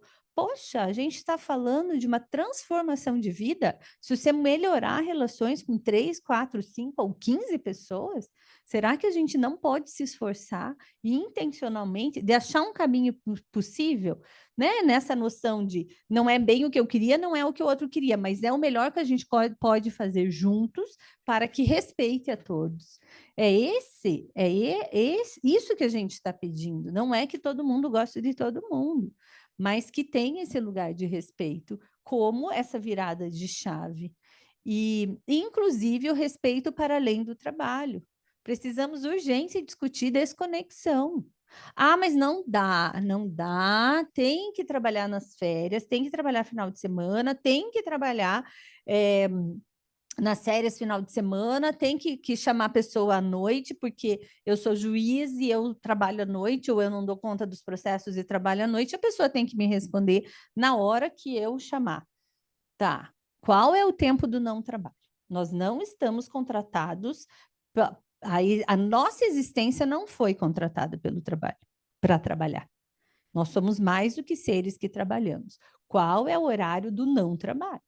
A gente precisa combinar isso. Se é, bom, madrugada não, à noite, qual é o horário do não trabalho? Porque a gente está perdendo o horário do não trabalho.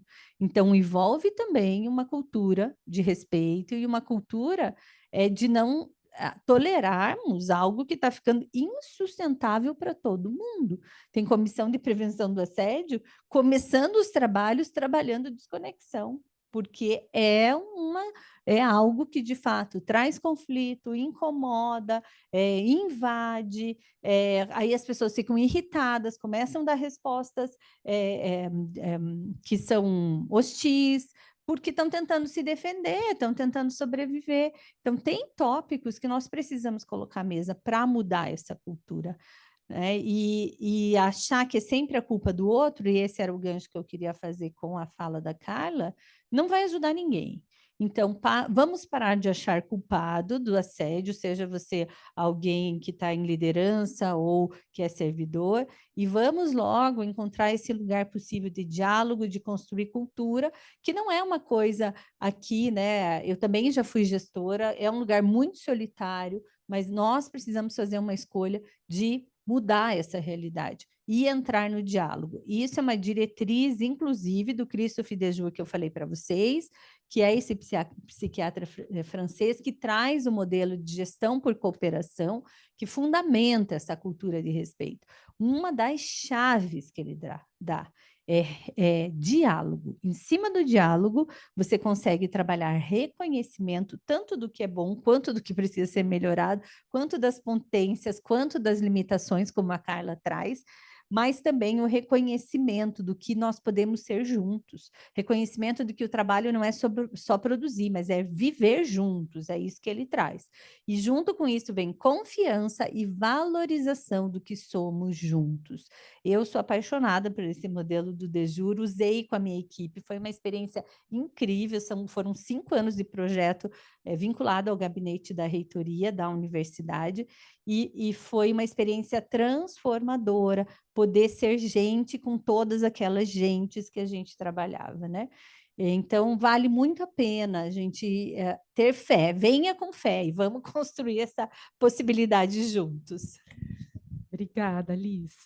A gente está aqui encaminhando para o final, já estamos nos 10 minutos finais. Eu queria, só antes de passar a palavra para vocês, para as considerações finais, queria destacar aqui alguns pontos que quer dizer, eu teria muitos caminhos, muitas coisas para dizer, mas enfim, o tempo aqui chegou, né? Então, queria destacar alguns pontos que vocês trouxeram assim para reforçar, né? Primeiro, esse do pedir ajuda, e que o pedir ajuda não é só o assediado, né, que tem que pedir ajuda, né? Mas de que o gestor que está com receio, que não está sabendo lidar, porque realmente tem essas situações difíceis, né, da pessoa, né, que tem essa condição de se sentir vítima, de não conseguir reconhecer os seus erros. Então, o gestor ele precisa de pedir ajuda também, e tem essas ferramentas, né? Eu achei muito interessante você colocar a comissão também como um ponto de ajuda aos gestores. A gente tem aqui acompanhamentos gerenciais, psicólogas que trabalham com gestão, mas a gente também pode. E eu vejo que muitas vezes os gestores ficam inseguros o que vem antes do assédio é uma tremenda insegurança de como lidar com aquela situação. E aí a pessoa vai se fechando cada vez mais, interditando esse diálogo, porque ela tem medo de chegar ali naquela equipe, naqueles que viraram estranhos, né? Porque eu não consigo acessar as pessoas. Então, eu achei que esse é um ponto muito importante para a gente destacar, esse pedir ajuda, e esse não é só para quem está se sentindo assediado, é para quem está com dificuldade, para quem não está conseguindo lidar com uma situação, inclusive com esse medo, né? Porque quando surgem as comissões, há muitas pessoas que têm medo. Né? Eu não posso, então, isso é assédio, isso não é, né? Eu também acho que se a pessoa tem dúvida, é o momento de olhar bem para o seu para si mesmo, mas isso de pedir ajuda eu acho que é uma chave muito importante de ampliar isso, esse campo do pedido e da obtenção da ajuda. Também tem um ponto que eu acho muito importante destacar, isso do apoio no erro, né? Que eu acho que as pessoas elas que trabalham sem ter uma confiança nos gestores de que se eu errar, porque a gente vai errar, gente, todo mundo vai errar. E se eu tiver medo de errar, porque eu não vou ter segurança emocional ali, não vou ter um amparo do gestor ou da gestora se eu cometer um erro, fica muito difícil trabalhar, fica muito, né? E a chance de acontecer o erro só aumenta, né? Porque quanto mais tenso eu fico, menos eu consigo lidar. Então, muito importante a gente poder apoiar a pessoa que errou, né? Assim, como é que existia essa possibilidade, sem ser uma coisa, não, então se você errou, você está fora, né? Eu tenho essa possibilidade de errar até na condução da conversa, né? De errar no trabalho, de errar no comportamento, existe essa possibilidade, isso cabe, né? A questão da responsabilidade também de todos, porque é uma angústia muito grande. Eu falo aqui em nome eu estou na comissão de prevenção do assédio desde, né, de 2021, quando começou. Eu tenho uma angústia muito grande de não ver que as coisas não avançaram do jeito que a gente achava que podia avançar, de como a gente ainda está em alguns aspectos engatinhando, mas como assim? E aí foi esse ano, né, no fim do ano passado, dizendo que eu me dei conta, não, a gente não tem que fazer isso sozinho, a gente não tem nem condição, né? E aí a gente fez um projeto piloto, está em curso aqui, foi com o apoio da diretoria do foro, para que a gente amplie essa consciência da responsabilidade, de que a responsabilidade de muitas partes, né, muitos pontos dentro da administração temos, né, como administradores e gestores, responsabilidade, não somos só quem está na comissão, não é só o presidente do tribunal, não é só o diretor do foro, como nós temos que dividir essa responsabilidade, porque esse caminho está em construção, né? E a gente não tem esse caminho. Então, quando a gente fica tentando fazer sozinho, não dá certo, é frustrante. Às vezes a gente não tem uma resposta maravilhosa e linda para dar para quem chega na comissão, mas se a gente tiver essa consciência de que todos nós estamos juntos nesse caminho, eu acho que fica mais fácil, né? Porque até as expectativas do que a gente pode ter, todo mundo se responsabiliza, que daí também é uma coisa da linguagem da justiça restaurativa, a gente precisa se responsabilizar todos, né? Porque não existe um conflito. É claro que a gente pode ter uma situação, né, de um gestor que está completamente equivocado, tem um problema de conduta muito séria, né? Mas isso vai estar apoiado em algumas outras, em outras condutas que estão ali junto. Eu acho que o melhor que eu posso fazer é sempre olhar para a minha responsabilidade na situação e juntos ver assim, o que é a minha parte, né? Eu ter essa minha reflexão e o que é do outro, porque se a gente achar a nossa parte é o mais fácil, né? Essa é a parte que a gente pode transformar. Então, eu queria só destacar esses pontos, agradecer vocês, assim, Ô, imensamente. Fê, a gente está com duas perguntas aqui no chat. Tá. Posso fazer? Tá. Rapidão? Peraí. Eu tenho uma questão assim. Ai, meu Deus, peraí, que entrou no lugar errado. É... Falar sobre as dificuldades do gestor que pratica o assédio não vulnerabiliza aquelas pessoas que sofrem assédio. Não que haja diferença entre as dores humanas, mas nos acessos, nos acessos à resolução. Peraí. E Não que haja oportunidade de transformação, isso mesmo. Ah, tá. Não que haja diferença entre as dores humanas, mas nos acessos à resolução e oportunidades de transformação. E a outra pergunta é: existem situações que o assediador que foi repreendido passa a ser assediado?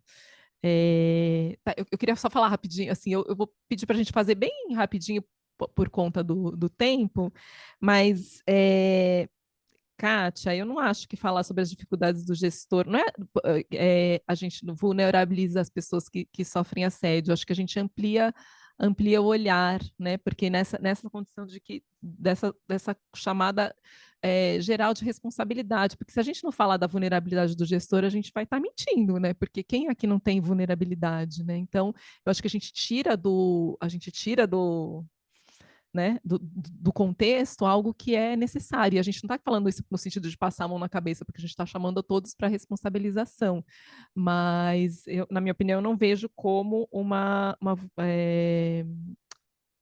vulnerabilização mais das pessoas que sofrem assédio, porque também eu estou falando, muitas vezes a gente vê, né, aqui dos casos de assédio, são condutas que vão se construindo dentro de um contexto, e isso não excusa, não falar, ele fez isso, porque isso não importa, mas importa quando a gente vai reconhecer a responsabilidade de cada um e a história de cada um, eu não posso olhar só e acho que isso conversa, né, muito com o que a Carla trouxe aqui da justiça restaurativa, eu não poderia olhar só para a pessoa que sofreu assédio sem entender esse contexto, porque senão eu não consigo transformar esse conflito. Mas vamos deixar elas falarem. E é sim possível, né? Que uma pessoa que. A gente tem até um caso concreto na SEAMA de uma pessoa que ela era denunciada e ela noticiava assédio e também tinha uma notícia de assédio contra ela. Então, isso é muito possível. Então, eu vou pedir para vocês, nas considerações finais de vocês, assim, breves, assim, que a gente está nos últimos 4 minutos aqui, abordarem essas duas questões e fazerem as considerações finais. Eu agradeço desde já.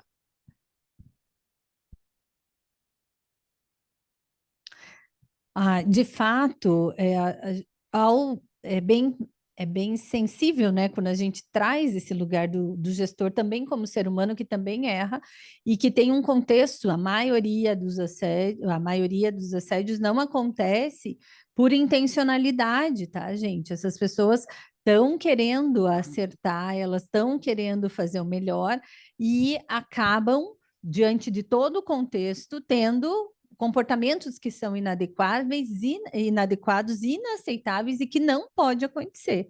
E por isso que a gente está aqui discutindo, porque não, assédio não pode acontecer. Sobre quem é vítima, com certeza, é desestruturador, traz muita vulnerabilidade, questiona a autossegurança, que traz impacto de saúde mental, da própria produtividade, é um dano enorme para quem sofre assédio.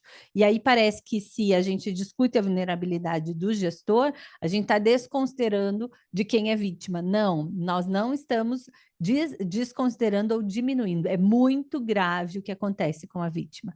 Como aqui a perspectiva é falar como é que a gente muda essa condição de prática do assédio, a gente acabou trazendo também essa responsabilidade intensa sobre o gestor de mudar isso tudo. Por isso que traz essa ênfase maior. né? Eu acho que a gente não consegue avançar mais nessa discussão, é um começo de conversa, porque na verdade é uma história que tem sido construída, nós estamos nos primeiros passos e tudo isso nos ajuda a pensar de maneira muito responsável para onde a gente vai seguindo. E eu queria finalizar dizendo, sim, as relações no trabalho são essenciais, nós precisamos cuidar delas, mas nós precisamos também cuidar da gente, das relações que não nos são caras, porque às vezes a gente coloca sobre o trabalho uma expectativa que ele não pode responder. A gente espera do trabalho afetos, identidade, que ele traz uma parte, mas não tudo. Então, não deixe de cuidar das suas relações, onde você é de fato insubstituível, na sua família, com as pessoas à sua volta, porque falar de saúde das relações não é só a saúde das relações no trabalho, mas é também fora deles. Então, se autorize a desligar o telefone, a dizer, não, agora eu não posso. Se autorize a tirar as suas férias e a se conectar de fato com a sua família, com as pessoas que lhes são cara, porque essa vida passa aceleradamente. Se a gente não cuidar, ela vai escapar como areia, mas se tivermos consciência e uma escolha intencional, nós podemos entregar a vida na forma de sementes. Então, eu queria deixar essa mensagem final, dizer também, quem quiser continuar essa conversa diretamente comigo, eu estou à disposição. O meu arroba é @LizSobol, LISSOBOLL. Vai ser um prazer. Muito obrigada por esse encontro que me transformou. Muito obrigada, Carla, pela tua generosidade em compartilhar e em mexer muitas coisas aqui. A doutora Maria Fernanda, pela confiança, por esse espaço, por abrir, né, essa possibilidade de troca. E parabéns pelo trabalho que vocês já têm feito. É um passinho por vez, né? Então, reconheçam também tudo que vocês já conseguiram fazer. Obrigada. Bem, eu agradeço muitíssimo por essa oportunidade, né? Eu acho que vocês já falaram bastante sobre essa pergunta, né? De será que não é? Mas é isso, né, gente? O assédio ele é sistêmico. E por ser sistêmico, todos nós estamos implicados. Nós não somos estanques nos nossos papéis. A gente troca o tempo todo. Então, hoje você é gestor, daqui a pouco você não é, hoje você oprime, daqui a pouco você é o opressor, aí você está na vítima, mas você não está mais. Então, assim, a gente precisa, eu acho que precisa ter esse olhar sistêmico, tanto para a vida como para as organizações. E eu agradeço muito, muito mesmo, e realmente espero que nós tenhamos coragem, né? Guimarães Rosa, ele diz que o que a vida quer da gente é coragem. E é isso. Muito obrigada, muito obrigada. Muito obrigada, né? Queria só reforçar aqui, agradecer a Liz muito, porque ela achou um espacinho aqui na agenda para estar aqui com a gente. A Carla também estava disposta, se fosse ser presencial, ia vir para cá, se não fosse, ia fazer dali. Muito obrigada por, assim, vocês duas terem atendido prontamente e por tudo, né? Realmente, pela generosidade de tudo que vocês partilharam aqui. Antes só da gente terminar, eu só queria lembrar que amanhã a gente continua aqui com a nossa semana e nossa próxima roda vai ser sobre a discriminação da pessoa com deficiência no mesmo horário, no mesmo link, amanhã das 17 às 19. Eu convido a todas as pessoas que nos assistiram a continuar acompanhando a gente. Boa noite, muito obrigada.